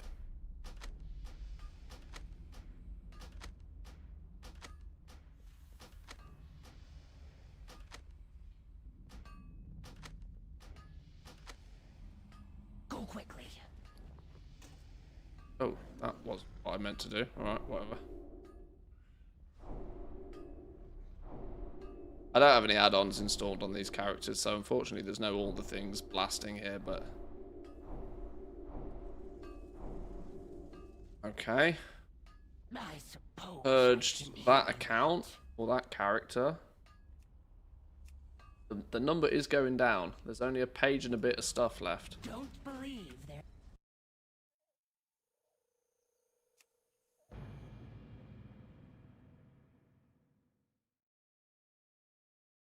You have a picture with all the treasure locations of the profession items in the wall within? Yes, it's in my guide.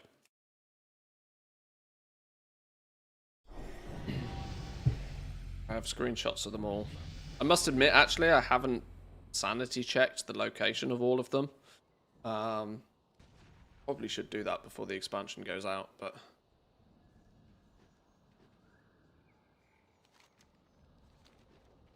Let's... Oh, I don't have a flight button on this.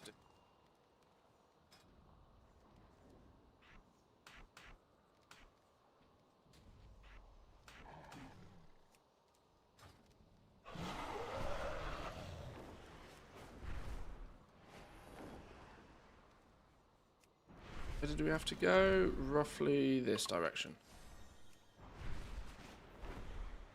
Thanks to Zanzibar, we now know the warband gold cap is 99 million gold. Yeah, 100 mil. 100 million gold. I had that once upon a time, and then I got lazy, and then I spent it all. Whoops.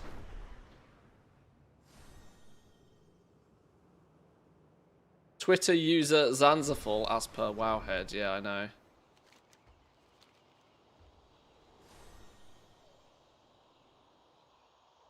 You know, I'm thankful for what Wowhead does, because they do provide a fantastic database of information for World of Warcraft.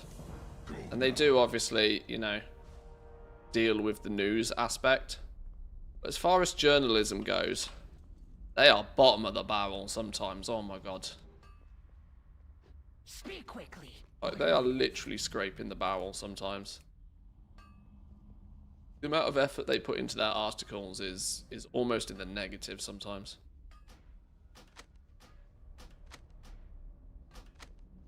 Oh. That one.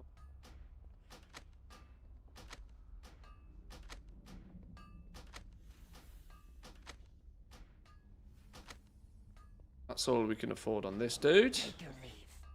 I am absolutely not going to use the map toy.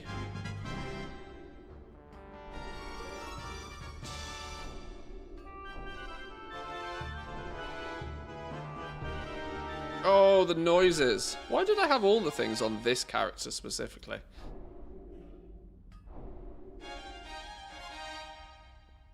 Oh, beautiful. How much more? There's only 4. Oh no, what we got here? Only 4 more by the looks of things. That might be it. 1 more character, maybe.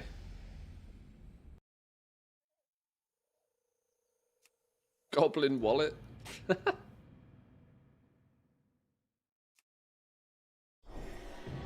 I made a guide for the Dalaran sea turtle in the War Within, published my guide. It was pending. Shortly after, an admin posts a 1-to-1 copy of my guide to their site without any credit, and mine is still pending. Yeah, that's real scumbag, isn't it? Like, if they want to build a... If they want to promote, you know, community input, doing things like that is... just, oh my god, look at my bags. Doing things like that is just disgusting, really. Clearly, whatever Wowhead, guide writer, journalist, whatever the hell you want to claim, was like, ooh, clicks. And because most, to my understanding, most Wowhead guide writers are paid per post, which is kind of half the reason why Wowhead has got pretty spammy, I reckon, in the last few.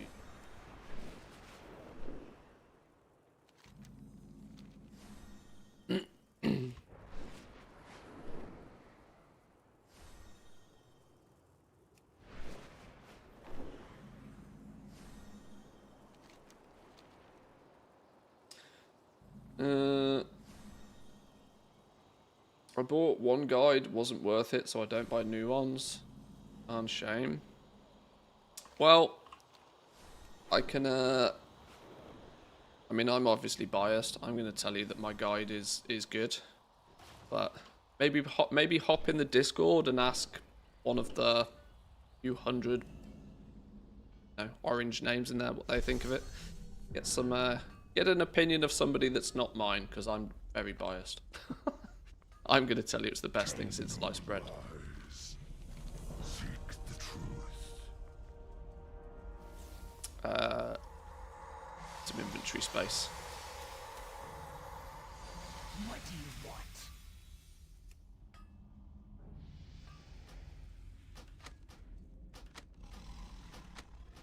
Right, is this going to be it then? Believe I there. think I've run out of vendors at this point.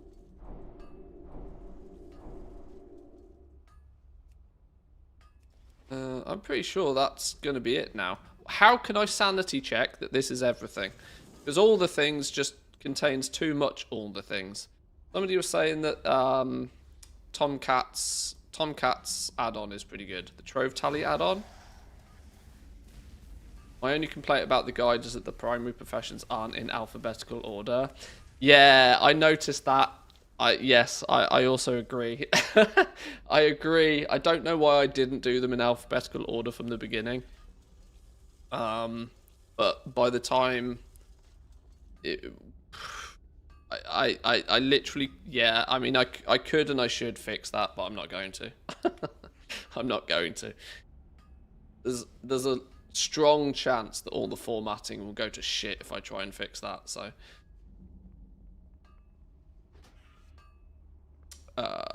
Add-ons. Trove Tally.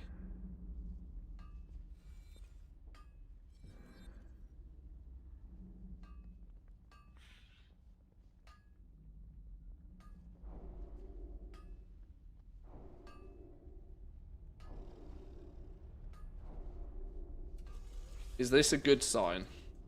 Is this a sign that I've done it?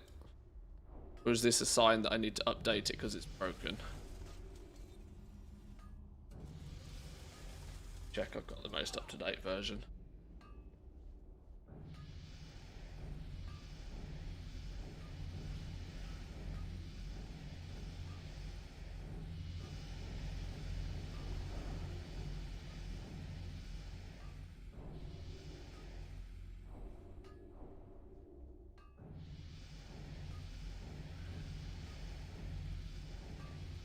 I'm here, let's update the beta one. Well, reload.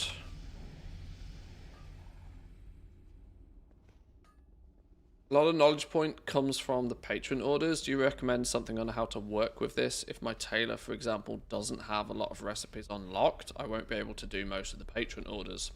True. It's harsh reality of randomness that is going to be patron orders. I do wonder how many people are going to get wildly frustrated with it, because, yeah, you are quite literally just praying to RN Jesus that, you know, your patron orders are things that you can actually craft. I was a big advocate and I gave Blizzard feedback directly on this in the early days, saying that there absolutely needs to be some smart system behind the scenes for this, to ensure that at least some of the patron, or you know, there should be a minimum amount of patron orders that are provided to you that you should be able to do. Whether it, you know, I don't know how much has actually gone on behind the scenes, but I'm still pretty convinced it's basically random. There's multiple levels of RNG in there. What recipe is it going to put on the order? What materials is it going to provide? What quality is it going to request the item at? What rewards is that item going to give? And I'm pretty convinced most of those layers of RNG have no smart system behind them to link it to whatever you're capable of. It's just going to spew random orders at you, and if you can film them, you can film them, and if you can't, you can't. What am I doing here to check that I have everything? Remix. These are all the world drop weapons. So screw those because I couldn't care less anyway. How do I find just for bronze?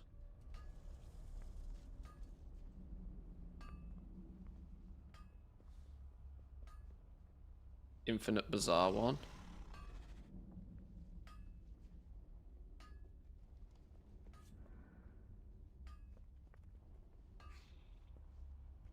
$199 out of 199. That's a good start. Mounts, 43 out of 43. Toys, 22 out of 22. Other, 18 out of 21. What am I missing? Time Runner's bow, Time Runner's dagger.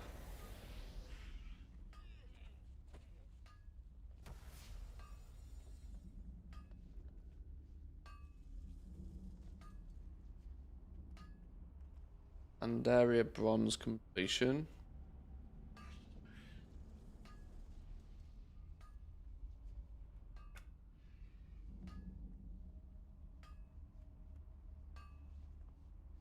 Well, it claims I've got everything then.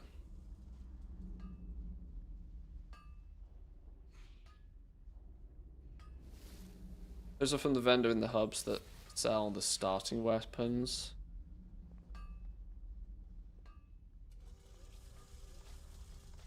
Get them from the vendor that has the destroy portal.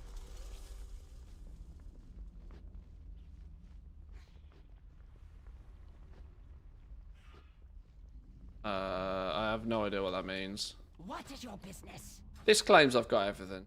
I'm not sure I trust that though. Oh, scrap vendor in the smaller hubs. You know what? I'm really not bothered. I'm about ready. Like, if it was pets or if it was mounts or something, I care about it. But this is fine. I'm happy to say that that's done. I'm pretty content with that being everything.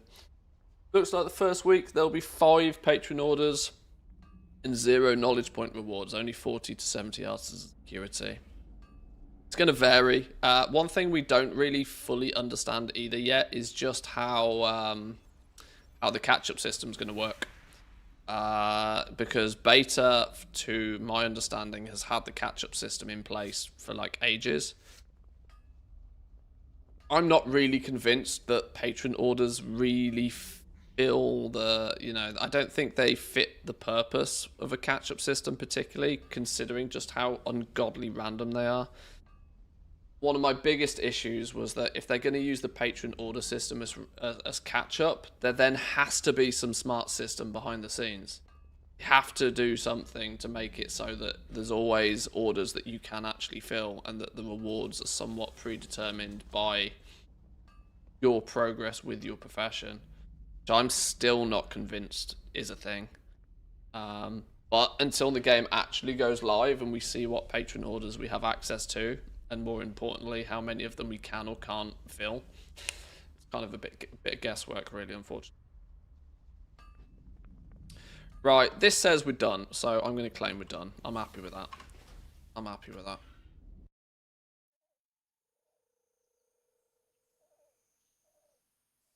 Am I going to make a guide for the artisan security profession shuffle? No. No.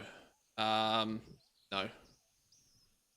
Mostly because even I don't think I know everything that's going to need to go into doing that. There will be. It's one of those things where it's it's not really something you follow a guide for. If you're going to need to feel the need to follow a guide for something like a profession shuffle, you probably shouldn't be doing the profession shuffle, because you'll only end up spending significantly more gold and you won't see any return on that. You'll just, it's the profession shuffle for the profession shuffle is like buying a lottery ticket, right? It's basically like saying, here's 2 million gold, because that's potentially what it could cost, by the way, if you were to do it properly. My suspicion is in the region of about 2 million gold if you're going to do it to its utmost. you're basically buying a lottery ticket for a huge amount of gold at the same time as costing you a huge amount of time to actually do it, to go out and do everything that needs to be done for a full profession shuffle. And that lottery ticket may or may not, depending on how patron orders play out for you, may or may not give you that first to market advantage. If it does, great, you'll make that 2 million gold back and some. But if it doesn't work out, you'll have spent 2 million gold and you still won't have that first to market advantage. And you'll be lucky if you make your gold back. Like, honestly, it's massively misrepresented because most people have no clue about exactly how much it's going to cost to actually implement it. And it ramps up in price disgustingly.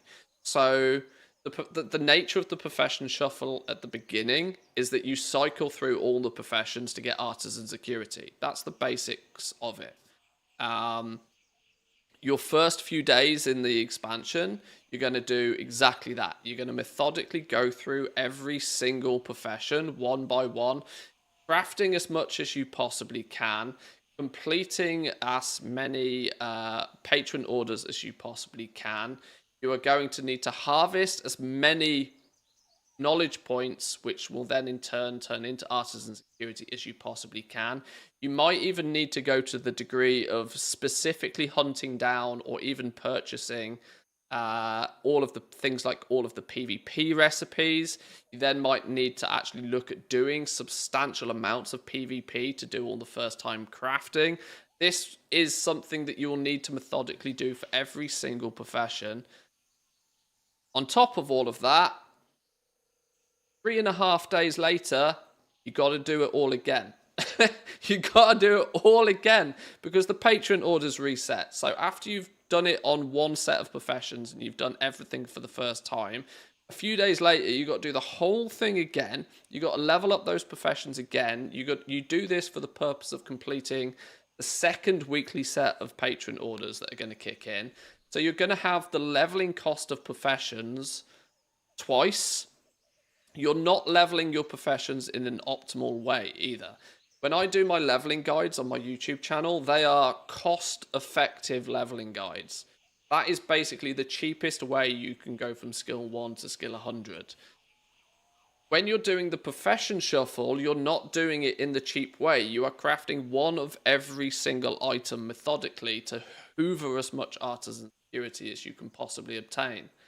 And any shortcut you take is a shortcut somebody else won't take. So you have to do everything within your power if you're going to do it to get as much artisan security as humanly possible. And then when reset happens, guess what? You've got to do it all again because then you'll have a new reset you'll have a new weekly reset of the weekly quests. It's going to cost huge amounts of gold. Most people will waste ungodly amounts of gold on even attempting it. They then won't get that first to market advantage because the one reason you do it is to get guaranteed quality 3 on something first. The first person gets a license to print gold, right? They can then all of a sudden craft things at quality 3, guaranteed, sell them all day long on the region-wide auction house. GG, well played. Secondly, there's another risk here that most people haven't considered, is that most people don't have enough gold to actually do that. Even if you unlock the ability to guarantee something at quality 3 and you're the first person in your region to be able to do that, let's say you unlock quality 3 weapon enchant. You're the first person in the entire region to be able to guarantee a quality 3 weapon enchant.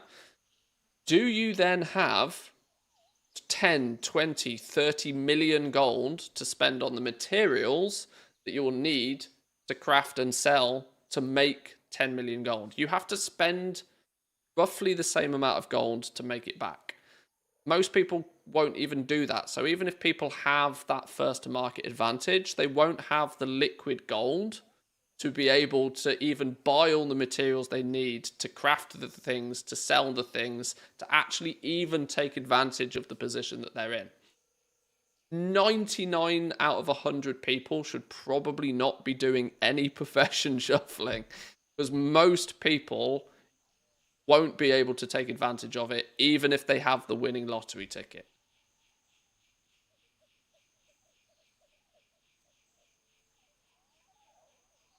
Heaven forbid you take a day off, right? So that's, even doing that on one character is potentially 8 hours a day of trying to actually work towards it. Secondly, you're looking at the fact that simultaneously to doing all of this, you also need to be grinding reputation, because one part of that is that you're going to need the knowledge points from the rep. You're going to need to be grinding the reputation. You're going to be lore mastering. You're going to be completing everything the game has to offer. There's a very strong chance you're going to need to live in delves.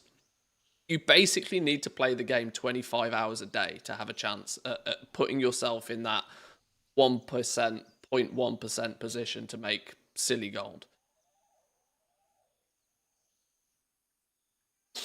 It's because you got to remember, with an MMO, and especially World of Warcraft, you play 23 hours a day. There's somebody out there that's playing 24. You got to remember just how many people play this game and how difficult it is to be the first person to do anything in this game. Nearly impossible. Oh, and also, by the way, if you pick something, if you are first to market in something that has an intermediate material, you put yourself in the position of actually having to do it twice. Because you are going to have to also simultaneously be the first person to market on that intermediate material as well. Because otherwise, you won't make you rich, you'll make somebody else rich. Because they'll just jack up the price of the material, so you ultimately make no profit, and they make the profit because you're having to buy all of their materials. So there's so many reasons why people shouldn't go anywhere near the profession shuffle. They should just stick to their character, play the game, level up their professions, make sure they're doing the weekly stuff, and craft with their concentration whatever is profitable each and every day. Genuinely. There are way too many people that are going to lose disgusting amounts of gold trying to shuffle and then getting like 2 days into it and just like going, this is ridiculous. I know that went off the deep end a little bit into rant territory, but I really, really, really want to get across just how ridiculous it is to try and do something like that. And how most people are going to go into it completely blind with no idea what they need to do. And all they'll end up doing is giving all of their gold to, the early gatherers, honestly.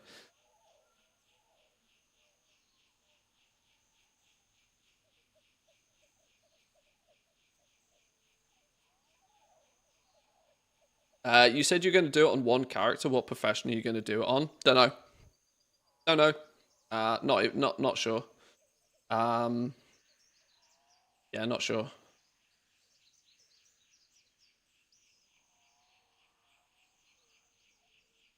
People fucking up is how I plan on making my gold. Hey, in a gold rush, sell shovels. It's a common phrase, but it's so true. So true. This is why I think the best solution for most people is to take a far more relaxed approach and just go gather. Keep your gatherer up to speed. Make sure you are. Make sure your gathering toon is up to speed. Make sure you're paying attention to where the popular farms and stuff are. And in simple terms, the more time you spend farming materials, the more gold you make. And it's practically zero. It's almost zero risk. You basically can't go wrong. That is without question the direction I would recommend to most players. Unless you are somebody that's lived in my Discord for the last 4 months and has paid attention to everything that has happened during the development cycle of the War Within, and has also put 200 hours into testing this on the PTR and the betas, unless you fall into that very specific category of people, you're probably best off just playing it way more casually. There's still gold to be made by everybody. Concentration basically means that you can't lose. Because even if you're not hyper optimal, let's say you don't have maximum resourcefulness, you don't have maximum multicraft, maybe you don't have maximum skill. Doesn't matter. You've just pressed the concentration button. Concentration button fixes all of your problems. Sure, you'll only be able to craft a few things every day. But if you work sufficiently as you want to work, at the pace that you want to work with your professions, any shortcomings, just boom, concentration, job done.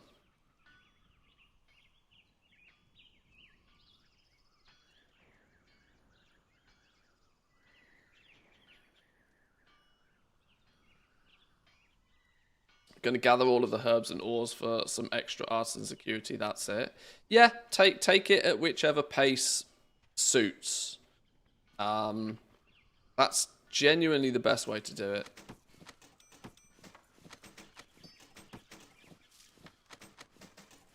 I'd absolutely love to have the time to do the artisan security shuffle, but for a gathering profession and see what I could do with it. I've thought about that a little bit. I thought that would be quite funny. That'd be a real, for me at least, that'd be a real twist, wouldn't it? Plot twist, Manthius turns into a hardcore herbalist. A sweaty, degenerate herbalist. Plot twist or what?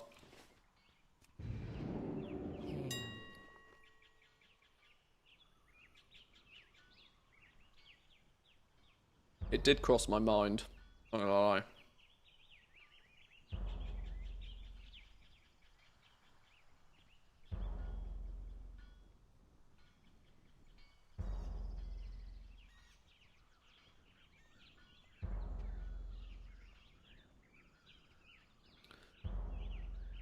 I agree with the most part for the crafting shuffle, but the main problem is the greed of getting maximum artisan acuity you can.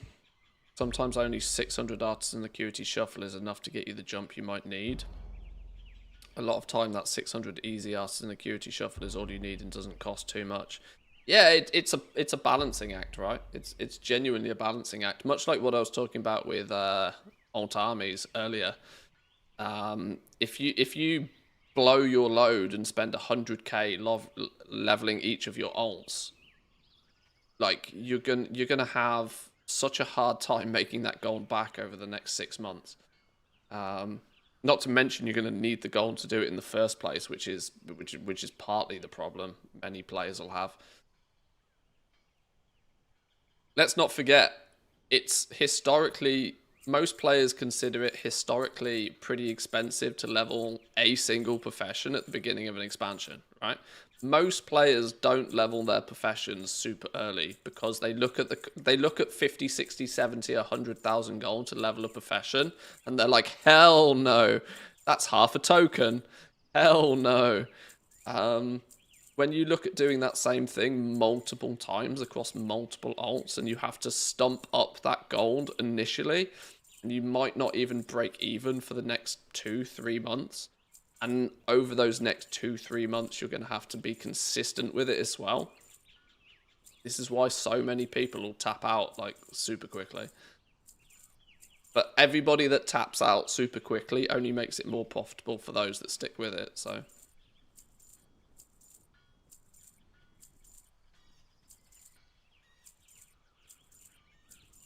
I'll do a crafter, but I really would like to do mining, most likely, maybe even skinning.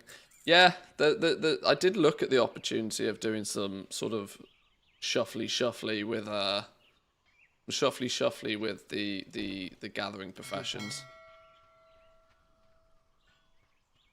The honest answer for me regarding that though is I'm not convinced unless you were you'd have to be doing, this is another thing that you could math it out, right? You'd probably have to be doing somewhere in the region of about 20 hours a week of actual true hardcore farming for the advantage to be worthwhile, right?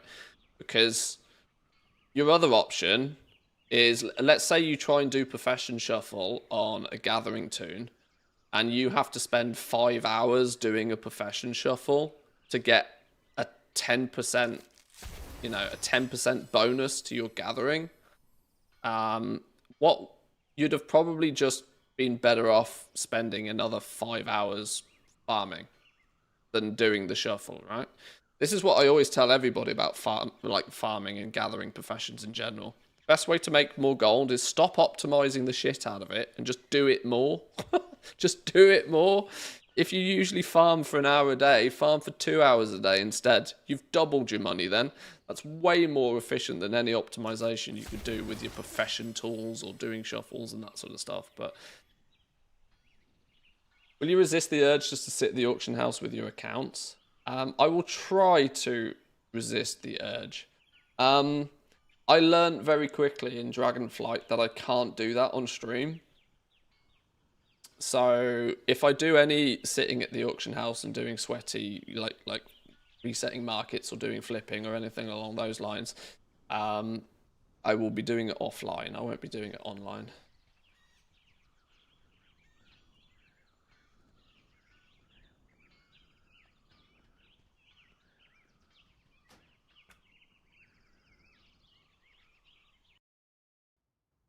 Which main profession do you think is the best? I've no idea, honestly. I've no idea. Like, it's actually, there was one thing I kind of half planned to do today. I haven't set this up, and I haven't looked into this. I might not be able to wing this. I wanted to do a little bit of a tier list of the professions in, mostly because I think I and many other people still don't particularly know what profession they want to play with. Could be good to throw 5 minutes of conversation towards each profession.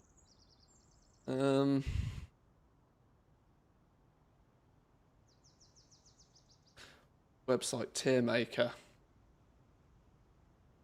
Got to be a template already for the WoW professions.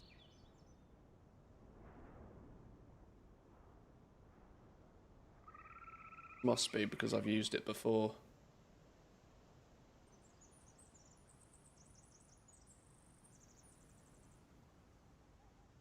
Dragonflight professions? No.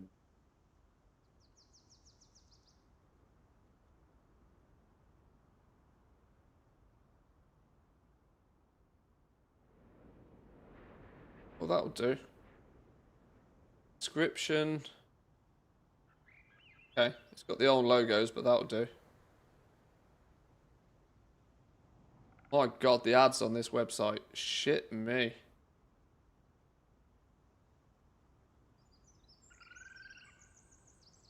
I tend not to like...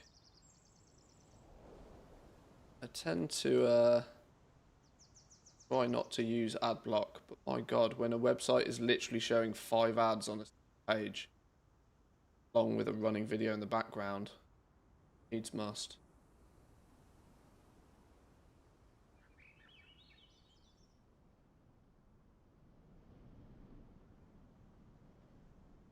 So my ad block add-on seemed to work. Right. Great.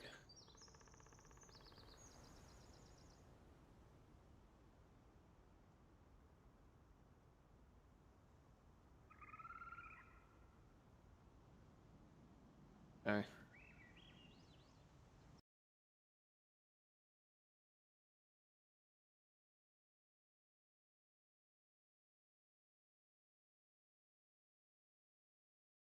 A reminder of not doing auction house business whilst live streaming. Pog snipes live, not like this. Oh yeah, yeah. See, that's a really good example. Like, it happened all too frequently at the beginning of Dragonflight. I was like, ooh, the price on this looks interesting. And then I'd blink, and it had gone. So I was like, oh, great, okay, sure.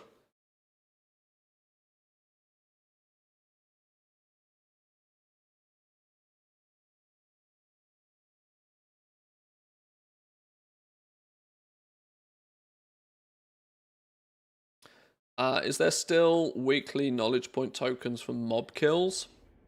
Not that I've found.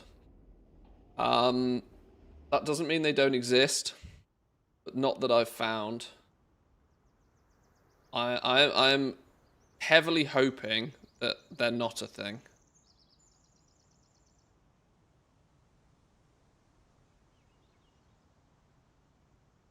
Is the spreadsheet documents on Patreon finalized? It's a living, breathing document. It's never going to be finished, as there'll always be something else that can be added to it. But for the most part, it's launch ready. It's 99.9% launch ready. I've got 2 professions I need to double check the leveling path for, but for everything else, it's launch ready.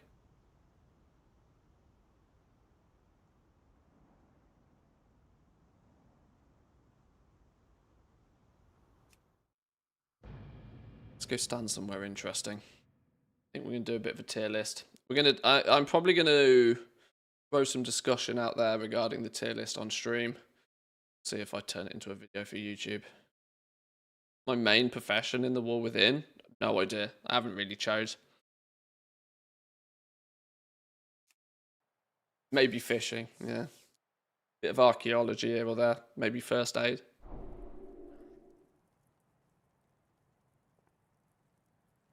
I wonder actually if what we should do is cross-reference this to the professions. Yeah,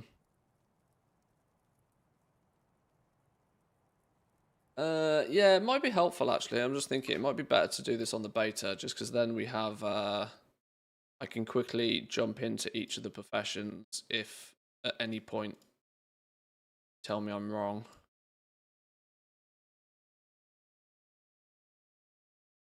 Will happen many times. I see. It always makes me giggle making tier lists. It's the one guaranteed way to get people riled up in comment sections. You make a tier list, you can guarantee that there'll be fires in the comment section.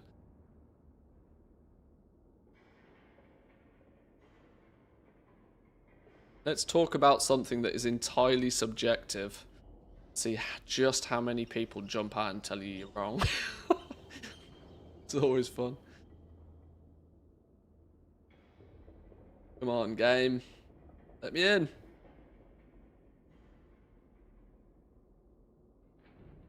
Fishing S tier confirmed. Absolutely. The beta dead? Am I not allowed on the beta? Is it not meant to be?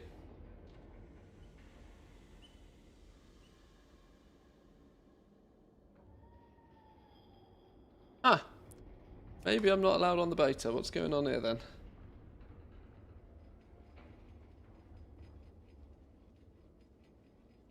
Banned from beta, they heard you wanted to do a tier list. Yeah, clearly. Right, create character.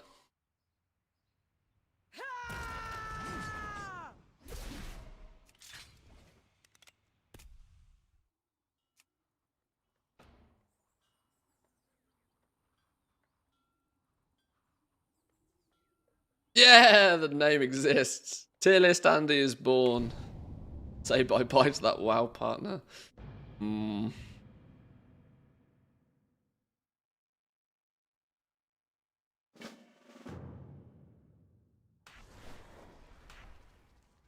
Can you link the tier list? Make us potentially looking at doing that later in the week too. Absolutely, yeah, we'll do.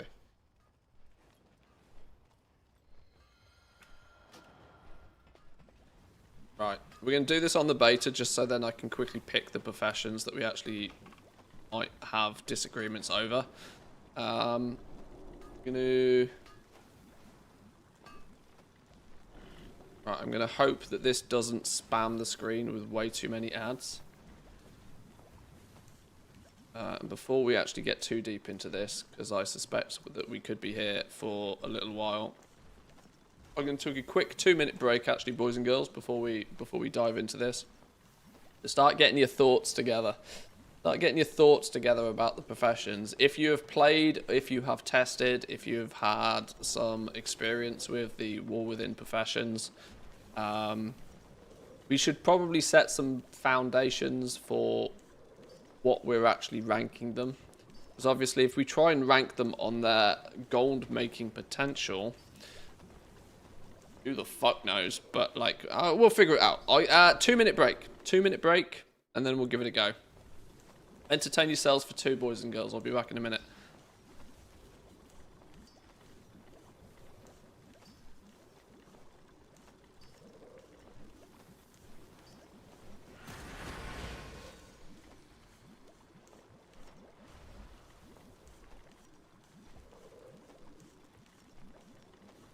Is that your wallet? Or are you just glad to see me? Both, I hope.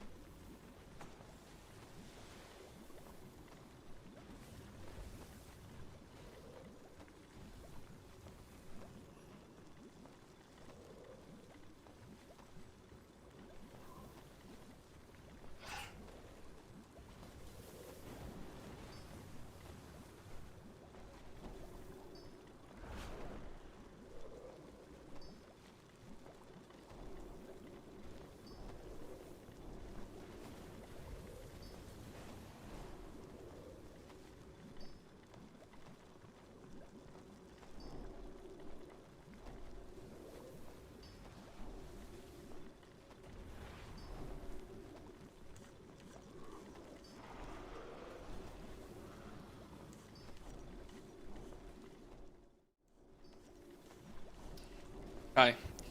Right. Now it's time to get serious. Now it's time to do some tier list action.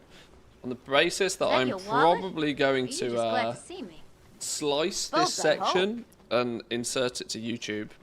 I'll have to do my regular YouTube intro, otherwise people will cry if I don't do the intro. Milch Monster and Chris with the subs. Thank you very much, boys and girls. Appreciate it. Thank you, thank you. Game face on. Serious face. How are we doing there, boys and girls? Matthew's here. Welcome back to another video. So, today it's time to do a little bit of a tier list for the professions in the War Within. We have spent way too much time playing around with these on the beta over the last few months. I am recording this live on stream, so I'm going to have the assistance of both Team YouTube and Team Twitch to agree with me, disagree with me, tell me why I'm wrong. You guys can feel free to do so in the comment section down below as well. We should probably set some ground rules for this. I think if we go purely on the profitability, I don't know. Do we go profitability or do we go fun? Because I think the choice here would be very different depending on which way we go. I think we should probably focus mostly on the profitability factor because, well, if you're watching this, you're probably a goblin and you're trying to make some gold, right? Everybody screaming in chat, profit. All right, of course. Okay, we'll go the profitability route. Should we start at the beginning and work our way through, shall we? Alchemy. Alchemy seems to be the first one. Alchemy has changed a lot. Alchemy having thaumaturgy, making blasphemites, undergone an awful lot of changes. I am going to find alchemy very difficult to not put either S or A tier. It's got to be up there. Alchemy is absolutely definitely up there. Omega S. Well, it depends for me. It would have been S tier. It would have been S tier if blasphemites had any form of limitation. The fact that you can technically mass produce blasphemites, I don't think is going to make them as valuable if we are going to go the profitability route. What I would say, though, is the discovery system, the recycling system, the actual design of alchemy, I think it's really good. I think it's really good. S tier because of the remix alts churning out blasphemite factories. I think they... It has got to be S tier, hasn't it? It's so, alchemy is so good from all angles, from all direction. Going to be good for alt armies. If you choose to go potions or you choose to go flasks, you have a long journey ahead of you that should, in theory, be profitable all the same. The Thaumaturgy and blasphemite making has not necessarily been... It started one way and has ended in a very different way, but I still think there's lots of gold to be made. I mean, I think the unanimous decision seems to be S tier for alchemy, so we'll go with that. Archaeology. Well, that's an easy one. That's an easy one. Doesn't exist. Blacksmithing. Blacksmithing. What do we think about blacksmithing then? Blacksmithing is... I think alloys are going to be pretty good. Alloys have got a lot of potential, I think. Just crafting the intermediates. I think it's going to be a really good way for people to use characters that aren't fully min-maxed. I think if you focus your blacksmiths into characters that aren't fully min-maxed, go the alloy route. Throw some concentration at making some of the alloys, and sell those alloys on to the people that must have the best gear, best weapons. I think the crafting side of blacksmithing, predominantly because of weapons, has to put it pretty high. I'm thinking blacksmithing has got to be an A tier profession, really. I think it's got to be up there. I think blacksmithing. I would have liked blacksmithing to have had a few more fun things. There's not so much fun stuff with blacksmithing. This is going to be a common thing for all of them, actually. Like, the fun element of professions is nowhere near as strong this time. We've got hardly any toys, hardly any, like, fun cosmetic-y stuff. Very, very little of that this expansion. Here's to hoping that in 11.1, 11.2, if they add extra stuff, they add some more of the fun back into it. Because I think it might need it. But I'm pretty sure blacksmithing is going to be a good one. You're going to make a lot of gold with blacksmithing, I think. Alloys. What else have we got? Hang on. This is why we are actually here. So I can quickly refresh my memory of exactly what recipes blacksmithing have and don't have. We can quickly take a little bit of a look at the list here, can't we? And see. The ever-burning ignition is actually... it looks as if it could be really cool. This is a buff, but I really don't think you're going to put any knowledge points into getting this any good anytime soon. Smelting is going to be good. There's definitely no gold making with this. Not short term anyway. You make a bunch of armor, you make a bunch of weapons. The embellished gear, it's 50-50, isn't it? If it ends up on a BIS list, it's incredible. Oh my god, I forgot the amount of profession equipment that they make. Yeah, blacksmithing is easy S tier. Easy. No, we'll leave it A because it's not better than alchemy. We'll leave it A because it's not better than alchemy. I still think alchemy is better. Yeah, we can shuffle these around if we need to be. It's a solid A. It's a mid-tier solid A. Cooking. Cooking. I think cooking is a sleeper, you know. I think cooking is a sleeper profession. I think people won't pay attention to cooking all that much because it's usually bad. But being a sleeper all the same, it's not going to be the thing that most people are going to prioritize, I don't think. Mostly because it still requires you to like spend artisan security on tools and stuff, which your top tier crafters, people who are trying to go for the best primary professions, are basically going to ignore cooking, which might leave the door wide open for somebody to come and just, you know, harvest gold from cooking. Cooking works in a pyramid style way. You make a bunch of basic stuff, then you take those basic cooking products and you put them into like middle-sized meals, and then you take those middle-sized meals and build them into something else before you eventually put it all together to make a single feast. I think in my little first look video I called it a sort of a Russian pyramid style profession. I think cooking is going to be pretty good. It's a sleeper build, but I don't think it's going to overtake blacksmithing, so I think it's probably a solid B. Most often I tend to think that the secondary professions are usually meh, but I think they've done enough with this to make it quite cool.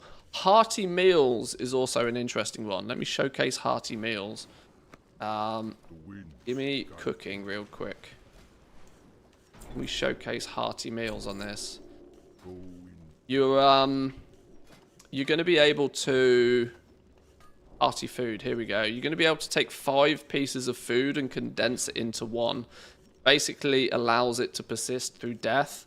Kind of like your alchemical flavor pocket embellishment in Dragonflight. This time round, you can just do it yourself. You do have to smush quite a lot of food together to make one that persists through death, but if you are progressing, this could be a really cool aspect to cooking, I think.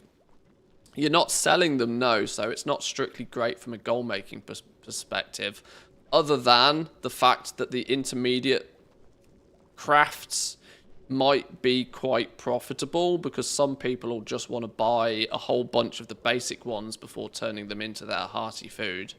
So there is still quite good reason why people won't go all the way and build everything.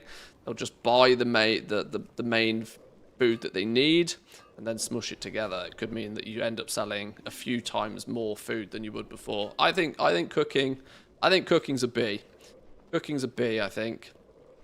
I suspect that there is better out there, but I also don't suspect it's scraping the barrel. I think it's going to be pretty good. Work orderable? No, nothing work orders with cooking. Not to my understanding. You'll be able to craft it all, sell it up on the auction house.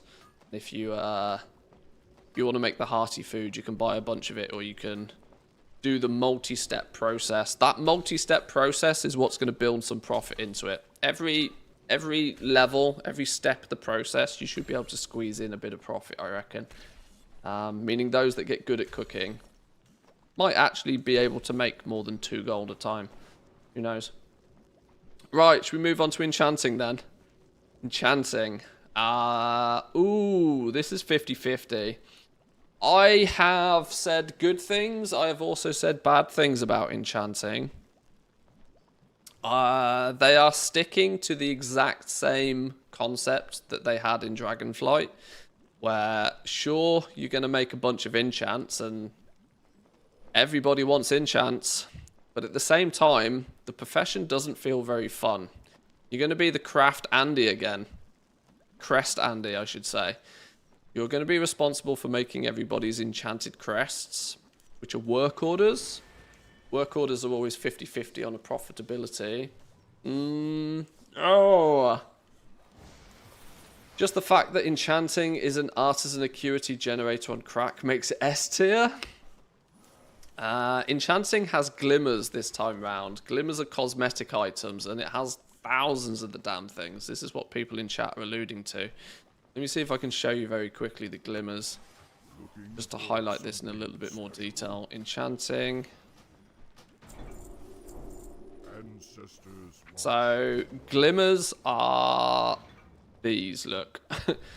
Not glimmers, sorry. Gleeful glamours, or however the hell you pronounce this. Whatever these things are. Yeah, there's loads of these. It allows you to transform into whatever you want to transform into. My suspicion, though, is the fact that they use 2 rare gathered materials and a bunch of storm dust. Like, most players are not going to buy much of this.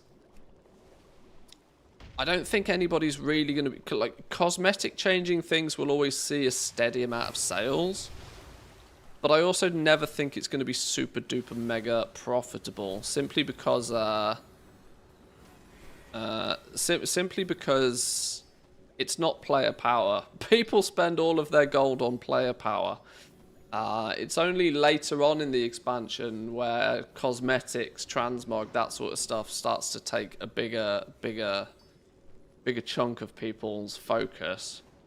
These are going to be really good for crafting orders. These are going to be good for your patron orders. You can see they come here. So if patron orders end up being mission table-esque, maybe you should be able to easily fill your patron orders with enchanting, crafting all of these things. I'm not sure. Other than those, though, it's pretty much the same. We make a handful of enchants for the different slots. Really not much has changed. Enchanting is also making the profession tool enchantments again. I'm almost convinced Algari Resourcefulness is basically the only one that's ever going to sell. Resourcefulness and Perception. These two will sell, make a bunch of gold. The others maybe not so much. Of course, weapon enchants. Weapon enchants are massive. Massive business at the beginning. Okay. Let's start giving it its rank. Enchanting's B. It would be C. I'd be putting enchanting in C if it wasn't for the fact that you can make so much gold in season 1 off the weapon enchants. It's going to be outrageous. New to the War Within is that enchanting materials have quality. And most other materials in the game, you can take quality 1 and convert it into quality 2. You can take quality 2 and convert it into quality 3. You can't do that with enchanting materials. This means quality 3 enchanting materials, and in turn, the very best quality 3 enchants. Stupid money. Be prepared for them to be stupid money. If you must enchant your gear with quality 3 enchants, get ready to take out a small loan to be able to afford it. That's the only reason it's a B and not a C for me. That early season potential to make gold is going to be wild. Actually wild.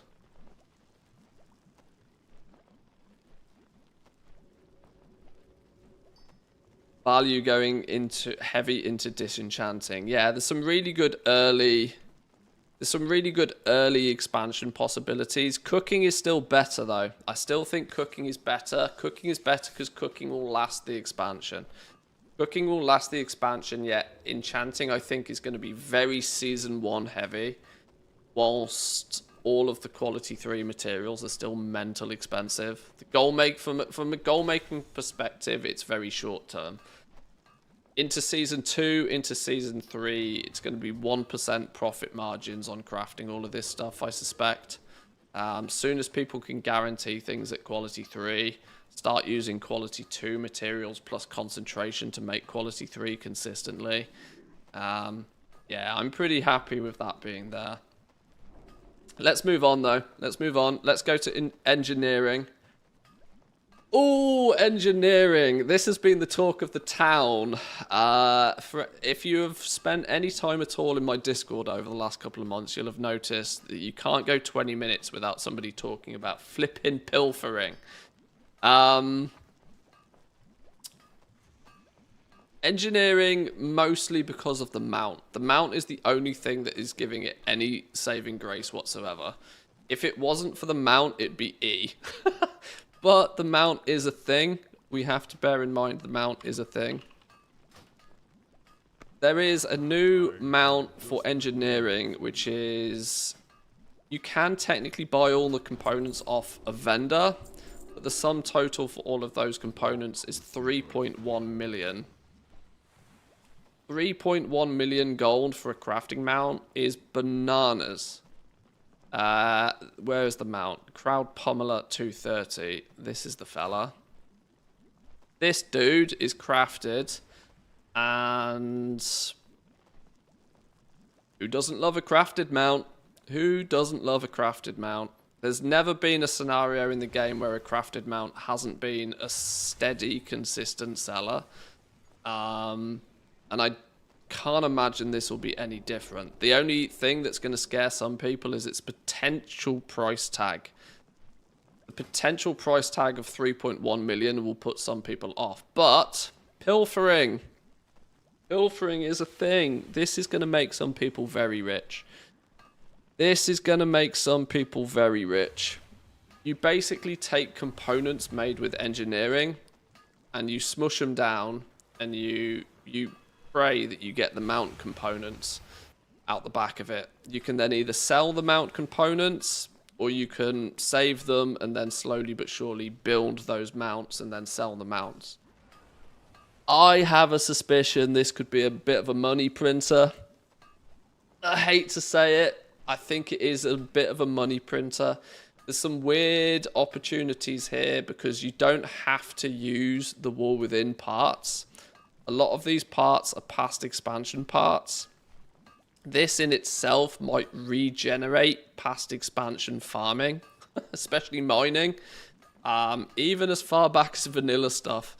A handful of copper bolts, bronze tube, pretty much any part that an engineer has ever made can be pilfered.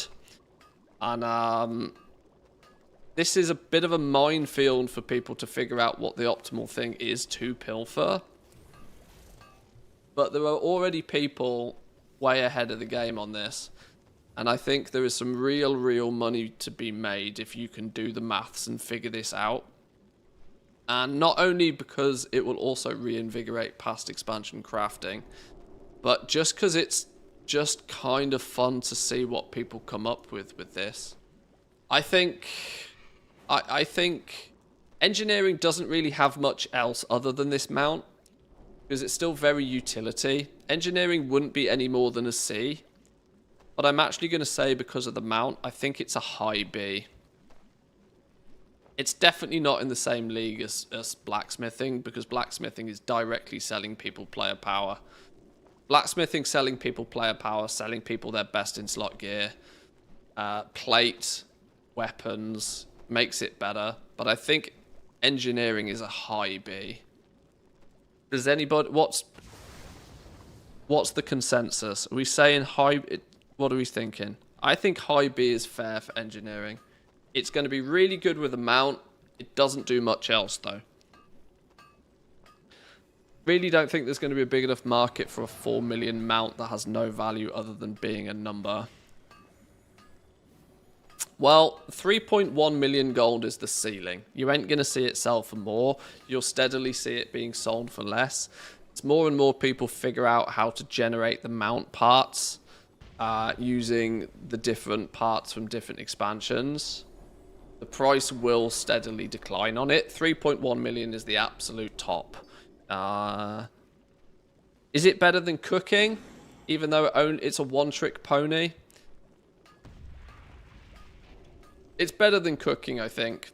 Mostly because it's a big-ticket item. Cooking is going to be mass. Cooking is the Walmart approach. Stack it high, sell it cheap, sell a lot of it. Or Costco chickens.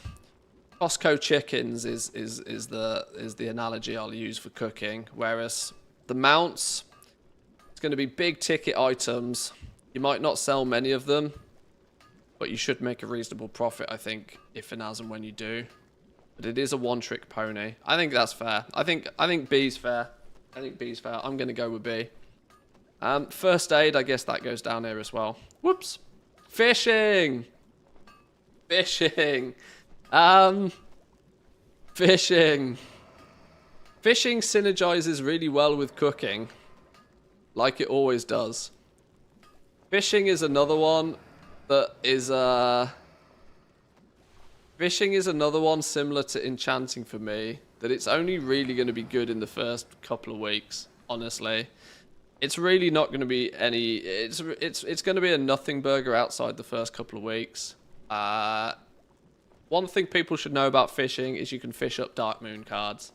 Being able to fish up Dark Moon cards will give it some early value. But scribes, which we will talk to in a minute, scribes are also able to farm up Dark Moon cards. So I think the emphasis will be taken off fishing.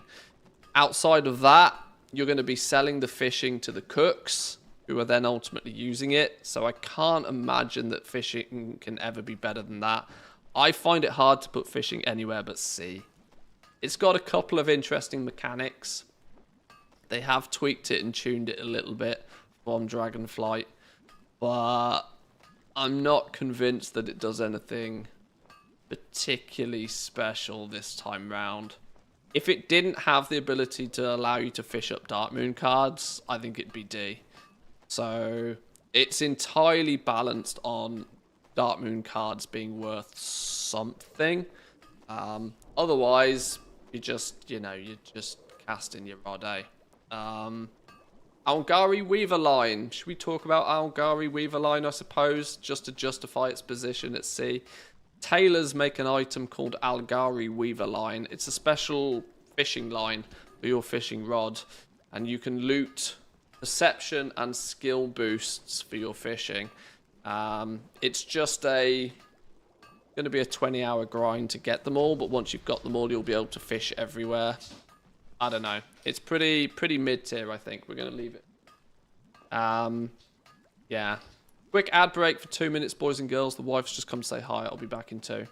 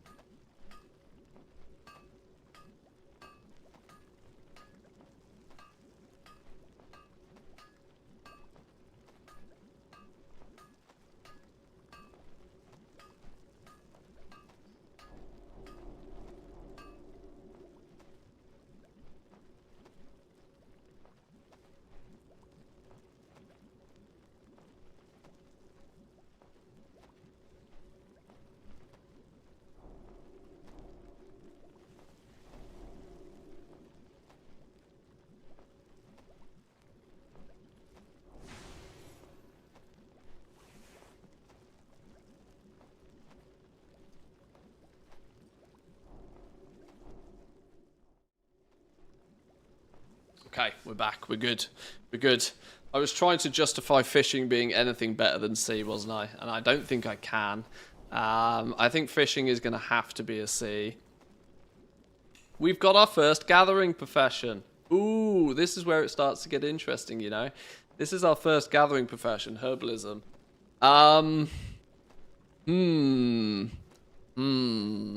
those who are playing catch up with the War Within, herbalism and mining, and in turn skinning, because of course that is a gathering profession, we'll get to that in a minute, they have undergone some significant changes to the quality of the materials you pick up. In Dragonflight, you could very quickly pick up quality 3 materials, and you'd mostly pick up quality 3 materials.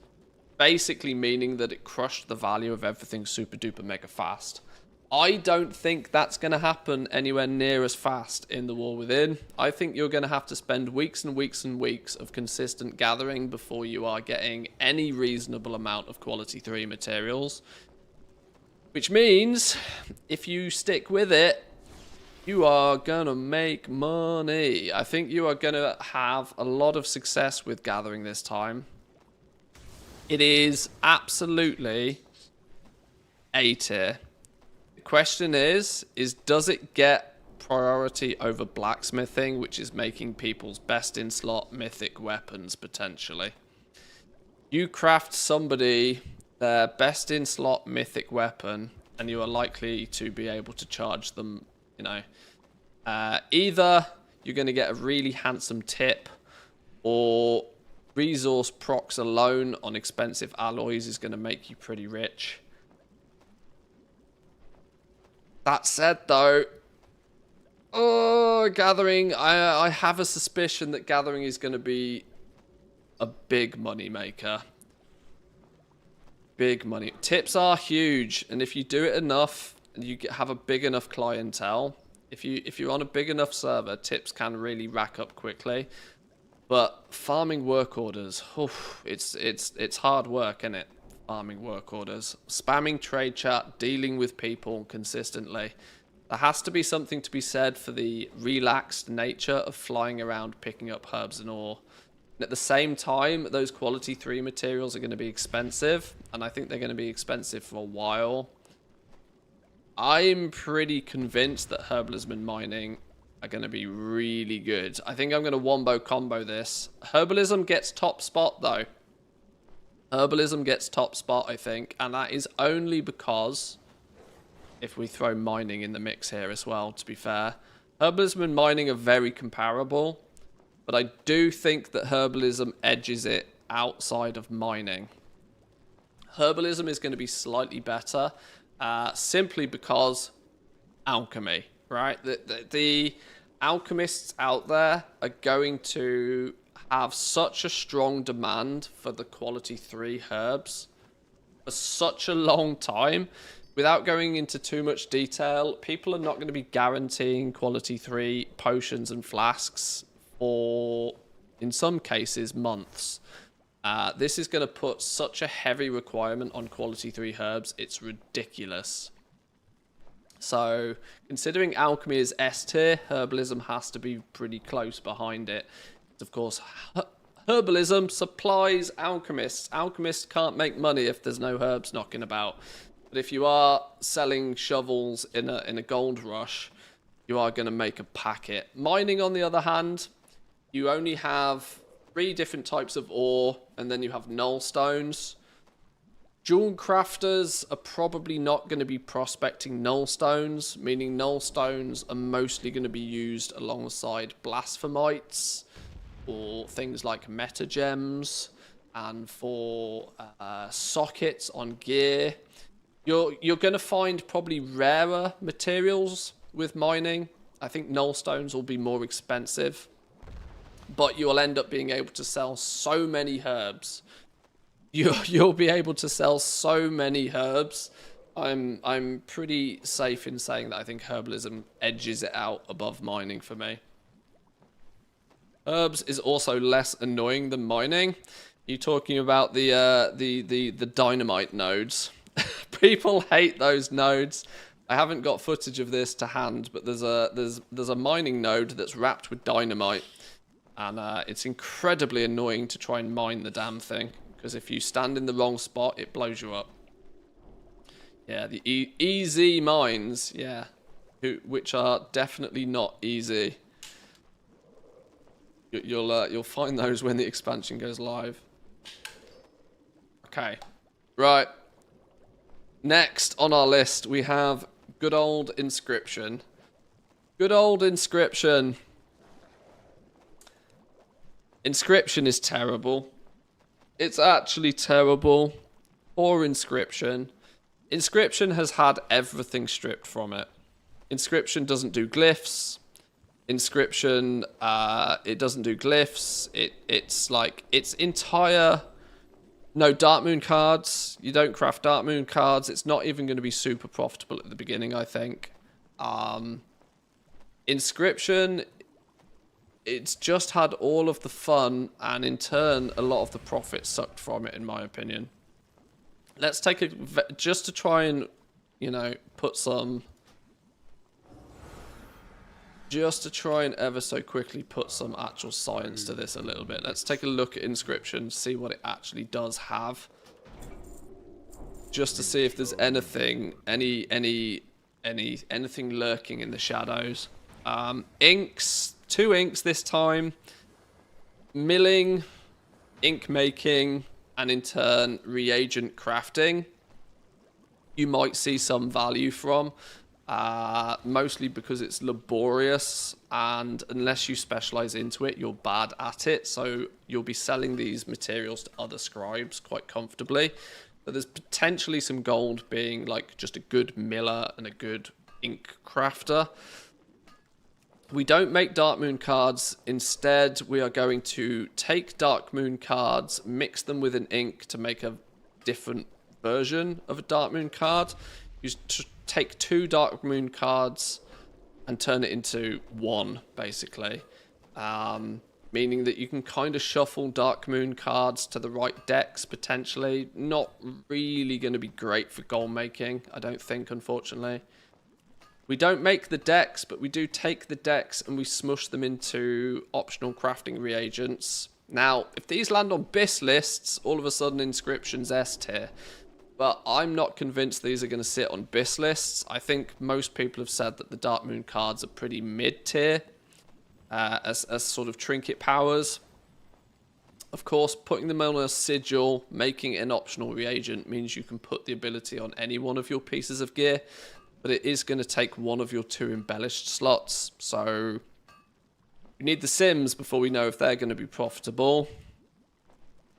Contracts with account-wide stuff with contracts. 25 inks to make a contract. I think they've deliberately tried to make these expensive. You're only going to use one contract at a time, and of course they're warband wide this time, meaning that you're probably not going to sell as many contracts as you would previously, which is why they've tried to make them significantly more expensive. I do kind of worry that they've made them so expensive that people might not bother though, because the reward they give you is very slim. And with warbands, you are only going to be grinding the rep once. So outside of Season 1, probably not going to sell many of these. So there's not going to be much gold to be had from contracts, I don't believe. Missives, yeah, you'll sell them. You'll sell them all day long. But they're usually, once again, going to be pretty cheap. And when there's not many other options, it's going to be super competitive, I think.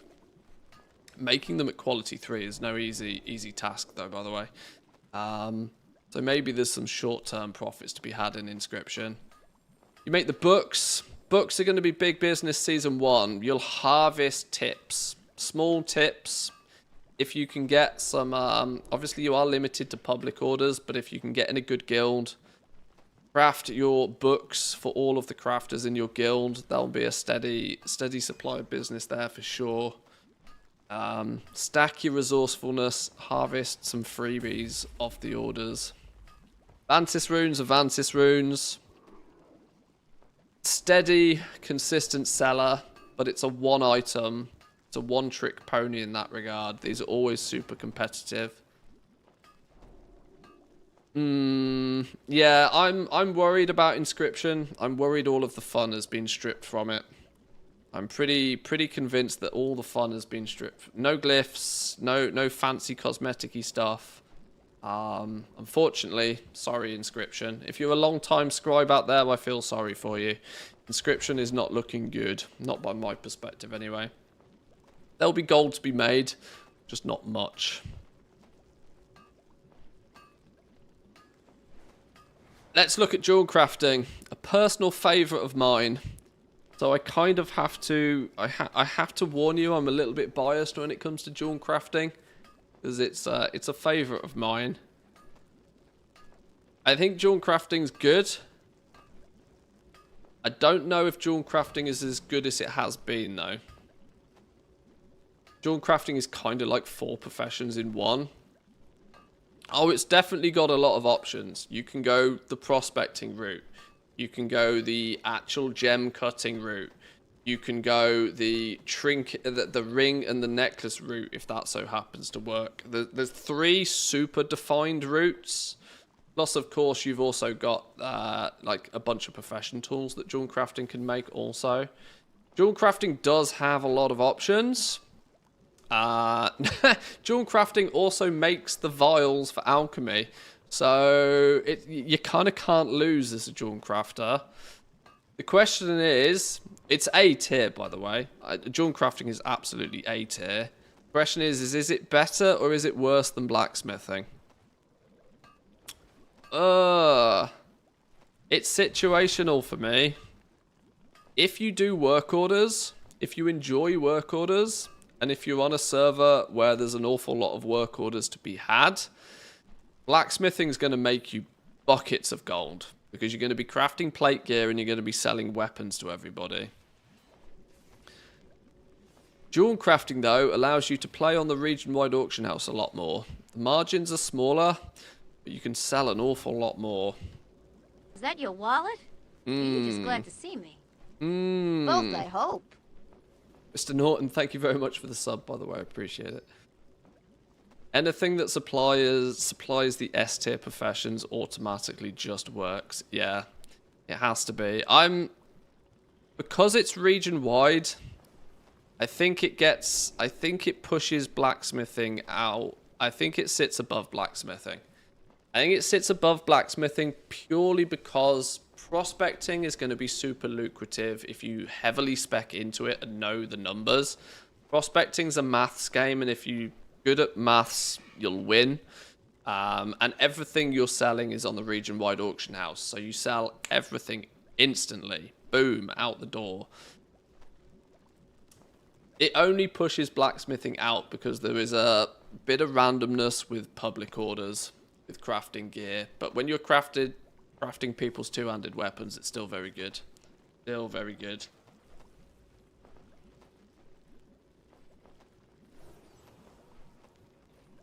What do I mean when I say it's a maths game? It's all about knowing the prospecting rates. With prospecting, you kind of have to know that if I buy this much ore, you have to know before you prospect it what you're going to get. That's the real trick with prospecting. If you have enough data to understand that if I buy 1,000 ore, I should get these gems and these materials, which will be worth this. So then it's simple maths. It's like, well, what does this cost and what does this make me? As long as this number's bigger than this number, you win. And you can just keep doing it. Repeatedly keep doing it until there's no profit left. I've always loved jewel crafting because of prospecting. Over the years, it has made me tens of millions of gold quite easily. But anyway, let's move on because I don't want this tier list to end up being 3 hours long. Leatherworking. Leatherworking's fun because it's basically two professions. Because, of course, it makes all the mail gear and it makes all the leather gear. Armor kits is also potentially going to be big. It's a prime candidate for alter armies as well. Just because how many different spec builds you could drive towards initially. Leatherworking's a prime candidate for alt armies. Not to mention, the intermediate materials have been made a little bit easier. So in terms of gold making, early days, if you focus on making the intermediates for leatherworking, there's a lot of opportunity there. Oh, there's some controversy in the chat. Some people are saying S, while some people are saying C tier. Heavily work order orientated, and because hides are going to be easier to make, they might be less gold. There is logic there. I'm going to say leatherworking's a high B. I don't think it pushes itself into A tier, just because I definitely think that blacksmithing and jewel crafting are better. Blacksmithing making weapons alone, just like, it's got so much potential. I think it's high B. I think it's top tier. I think it pushes out engineering for sure, because engineering's a one-trick pony.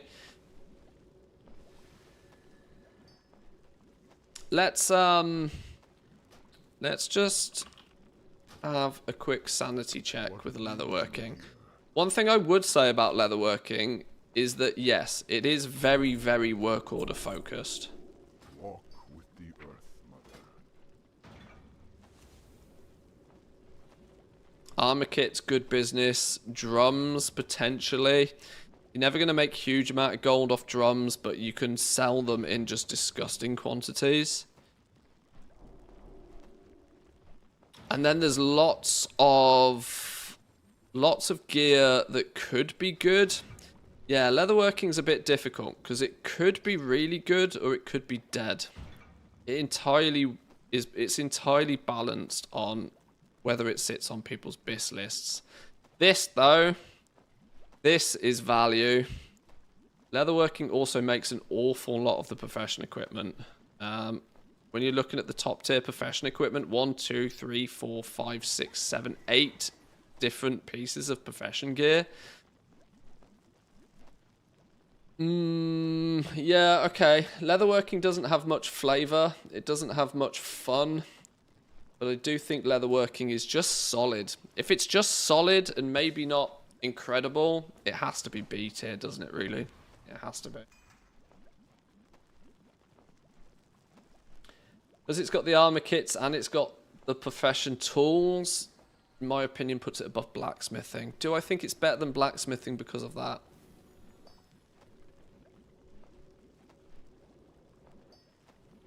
Blacksmithing also makes a bunch of profession tools, though. No, I'm happy with it being a high B. It's pretty mid-tier, honestly. It's pretty middle of the run, I think, leatherworking. It doesn't do anything super special, but it's only going to take 1 or 2 pieces of crafted gear to hit Abyss list for it to do really well for players, I think. Which if you're happy to do work orders, I think you'll be fine. Let's look at skinning then. The last gathering profession. Now, considering this is where leatherworking is, you have to then consider that skinning is the profession that provides leatherworking with its materials. There is one other thing. There's one other thing about skinning, in that it is absolutely a prime candidate for alt armies. Now, I don't know how much value I want to put on that. It's got really good long-term value. The elusive creature baiting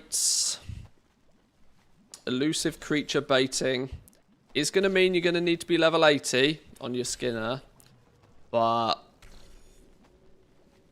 we saw a good few times in Dragonflight that those rare materials just for some reason go to the moon. Whenever a crafted item used one of those rare skinning materials, the price went crazy, and if you had a bunch of skinners ready to take advantage of that, you were making mad money. So it's situational again. It's situational again. Do we think it's A tier? It's better than leatherworking, which is odd considering it supplies leatherworking with its materials, but because it can stand on its own 2 feet and it's going to be a good candidate for alt armies, I think skinning is probably A tier. The question is where in the run is it? Where in the run is it? Is it better than blacksmithing? Is skinning going to be better than blacksmithing? 2x4 farm for skinning will kill skinning.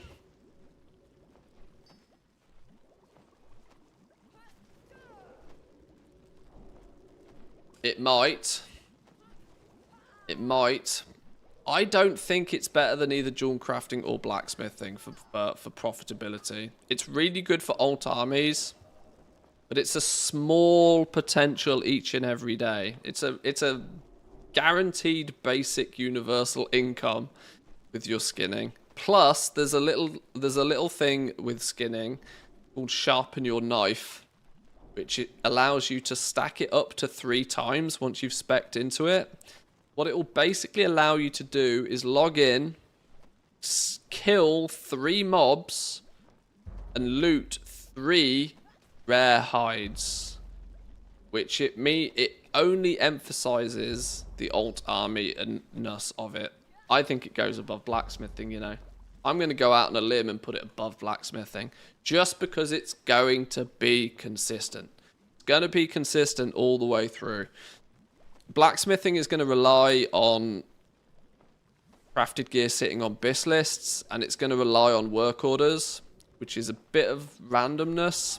Skinning, you're going to log in and you're going to make money. You're going to log in, spend 5 minutes, make some money, log out.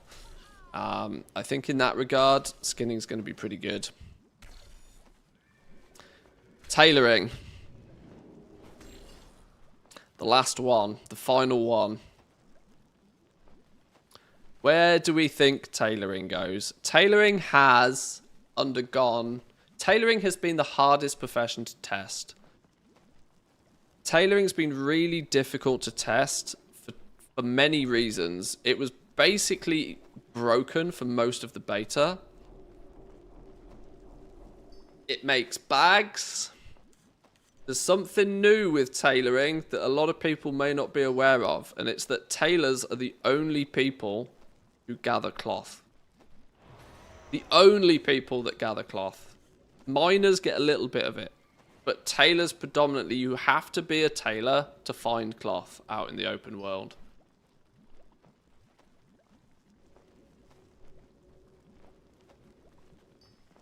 Which should, in theory, mean the cloth ends up being a lot more valuable than what it ever has been. Let's look at tailoring real quick. I'm thinking here. I'm thinking here, but it's very possibly going to be S tier. It's very possibly going to be S tier. I don't think it's better than alchemy.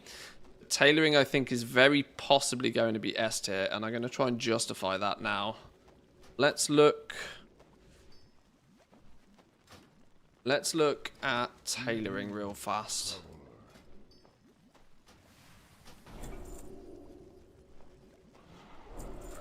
So tailoring has... One, it has unraveling. Unraveling is a bit of a mystery in and of itself to most people, and choosing to become good at unraveling is an entire spec you could go in to deep detail with by itself. You take the basic cloth, which, as we've already said, can only be acquired by tailors. You take this basic cloth and you unravel it into spools, and then those spools are then made into things like your bolts.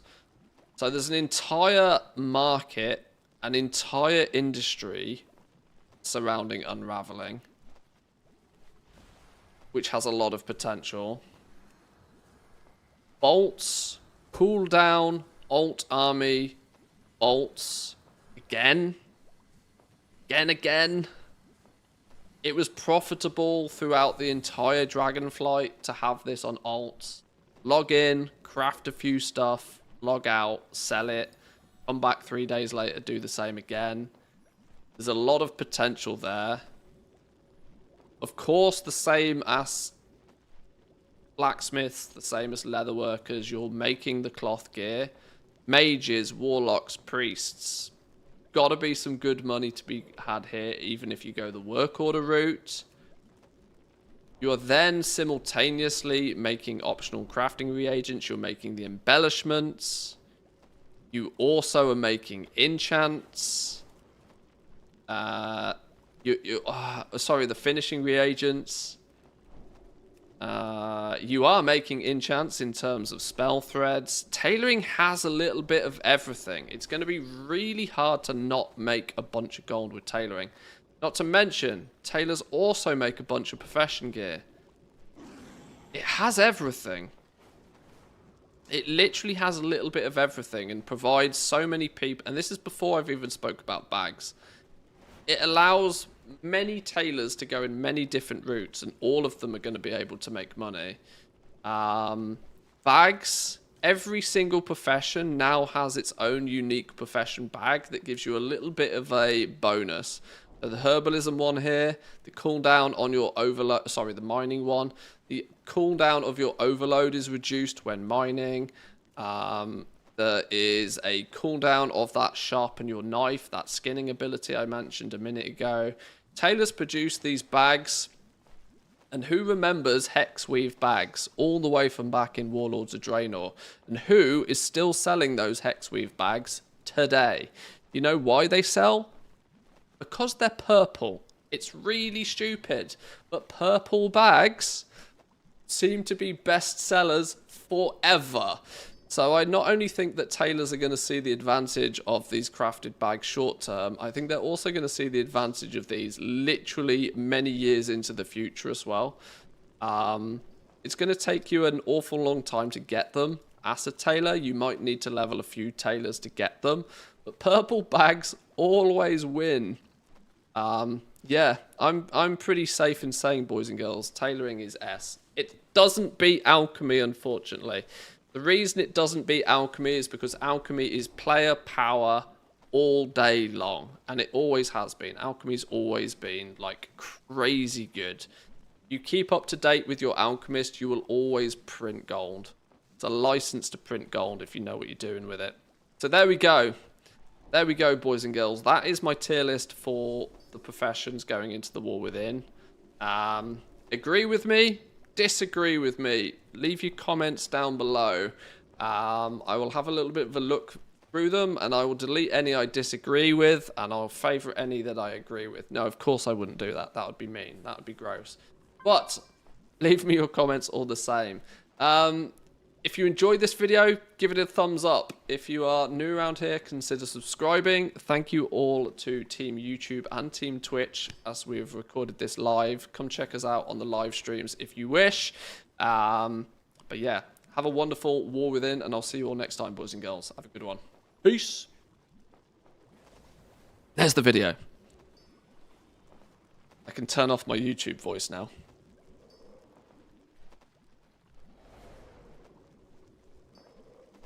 I sold 2 royal satchels for 17k each. Epic bags. I don't know what it is. I genuinely don't know what it is about epic bags. They always sell. Oh shit, you do have a YouTube voice? Yeah, I know. People keep telling me I have a YouTube voice. I don't do it deliberately. I don't know why it happens. So jealous you can do that. That'll take me hours tonight. It's hundreds and hundreds of hours of live streaming practice.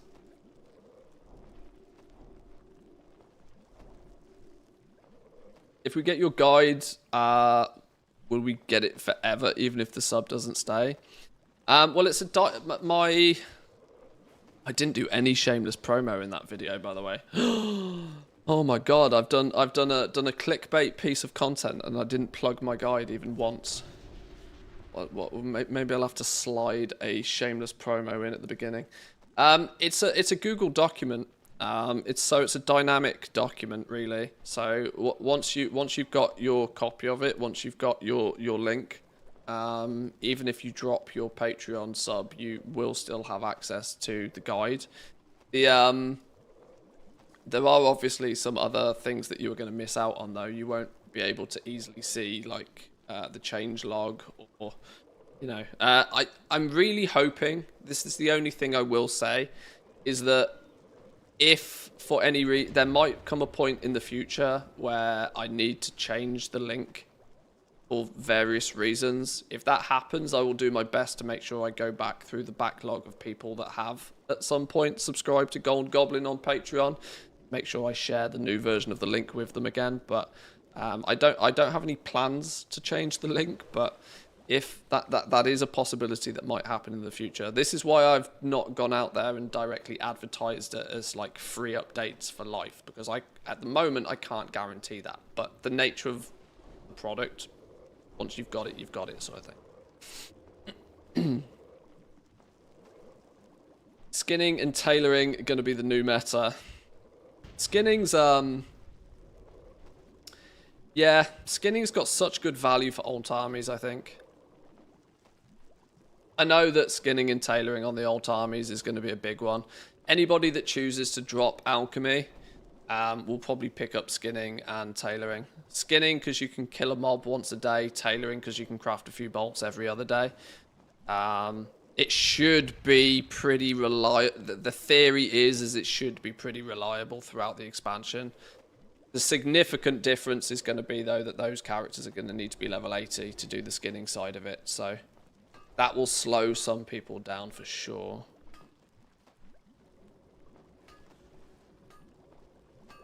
Could you compare mining and herbing against, say, tailoring and inscription 2x4? It's not really comparing apples with apples. Herbing and mining, you could technically do it 24 hours a day and you have no reliance on anybody else. 2x4 farming is usually profitable if you can get 7 other people together at the same time. And often what's the biggest issue with 2x4 farms, unless they are really stationary 2x4 farms, is that The actual trick is getting 8 people together and doing it when when there are 7 other people that want to do it. And then you've got to try and find a shard that there isn't somebody else also do. There's so many more complications to 2x4 farming. Often just picking up herbalism and mining and going out and doing it. And then if you want to make more gold, just do it more. Is usually an easy win. Super easy win.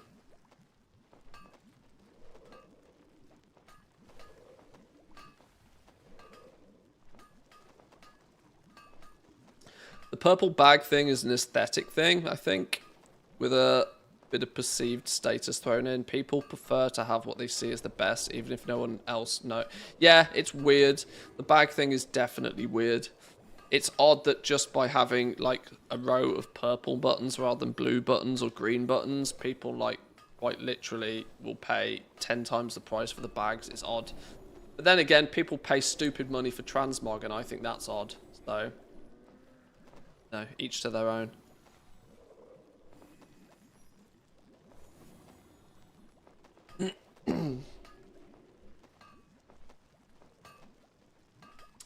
But yeah, that I think is pretty much where I'm going to leave it today, boys and girls. I wanted to have that little discussion, do a little bit of a tier list. Luckily, we didn't have too much to do in Remix for me to get to a point where I'm kind of content with it as it is. We are in early access week, so maybe I should give a bit of a heads up to what the schedule is. I probably won't be streaming tomorrow. There probably won't be a stream tomorrow, simply because tomorrow is going to be my last day of like crunch, where I want to get as many of my leveling videos finished tomorrow. I am praying to RN Jesus that they don't release a build tonight or tomorrow. I'm praying they don't release a new build and completely break all of the videos I've got planned. The last thing I want to be doing on Wednesday is aggressively going through every single bit of my guide and remaking a whole bunch of videos, but, you know, we'll see. So tomorrow is crunch day for me. Tomorrow is also going to be Remix Purgatory kick out day. Everybody's going to get their Remix alts tomorrow to have a bit of a play with. That's the only thing that might mean I do a little bit of streaming, maybe tomorrow evening, we'll see. This in of itself is worth talking about and worth a video, to be fair. What you should be doing with these Remix alts. What's the gear? What was the gear? 467? Was it 467 gear? When we get all our alts out of Panda Jail. 467 seems good enough that you're not really going to need to do anything with them, are you? That said, though, if you want the opportunity to make a little bit of gold, I wouldn't be too surprised if your enchants, your gems, your basic bits and pieces... There'll be some people that will throw a few little upgrades onto their characters. Not en masse, but let's say, for example, there's somebody that's played a character in Remix and is going to choose to play that as their main character going into the War Within. Very possible, because lots of people spent a huge amount of time with their Remix alts. Or Remix characters, full stop. There's a good chance there'll be a lot of people that will go into the War Within with one of their Remix characters. There's a good chance that they're going to probably want to take that 467 character, get it a few upgrades, maybe throw some, you know, cheap gems, enchants, that sort of stuff on it. So there's potentially a bit of a market to supplying those Remix alts with some stuff. I don't think for sort of Remix alt armies, is there potentially anything we're going to need to do with them? I don't think so. I think 467's plenty in terms of gear. I don't think you're really going to need to... To be honest, 467 is better than the gear I have on most of my alts anyway. So most of my Remix tunes are going to be in a better position than the rest of my alts. I'm not convinced there's much we're going to have to do with those characters or the expansion goes live, honestly. Is it important to upgrade all of their gear? Not really. 467 is going to be absolutely fine going into the War Within. You'll get to about level 74, 75, something like that, before you start changing the gear.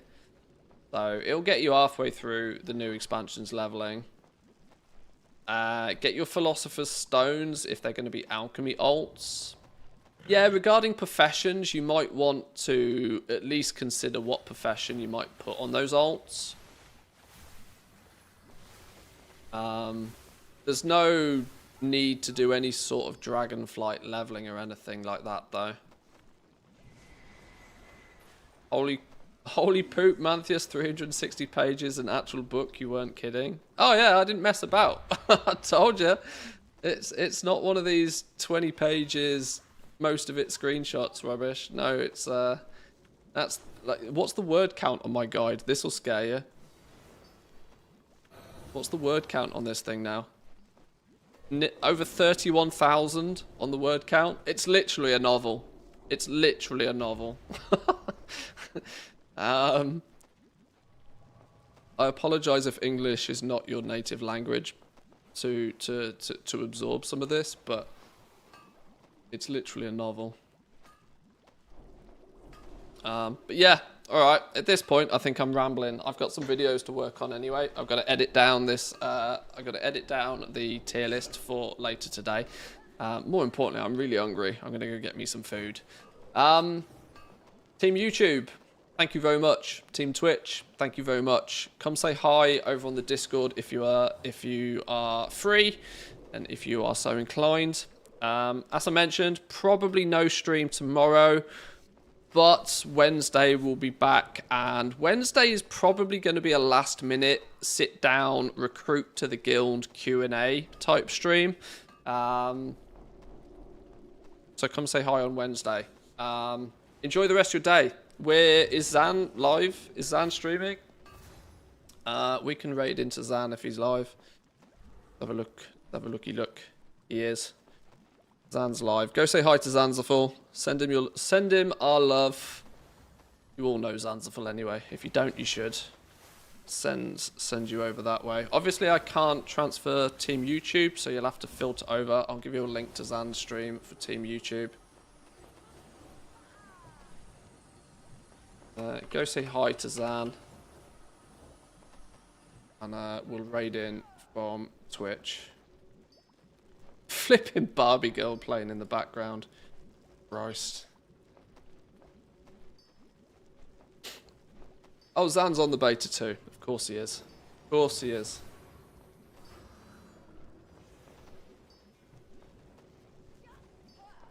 $162. Time to go. Time to go. Have a wonderful rest of your day, boys and girls. Thanks for stopping by. See you all next time. Peace.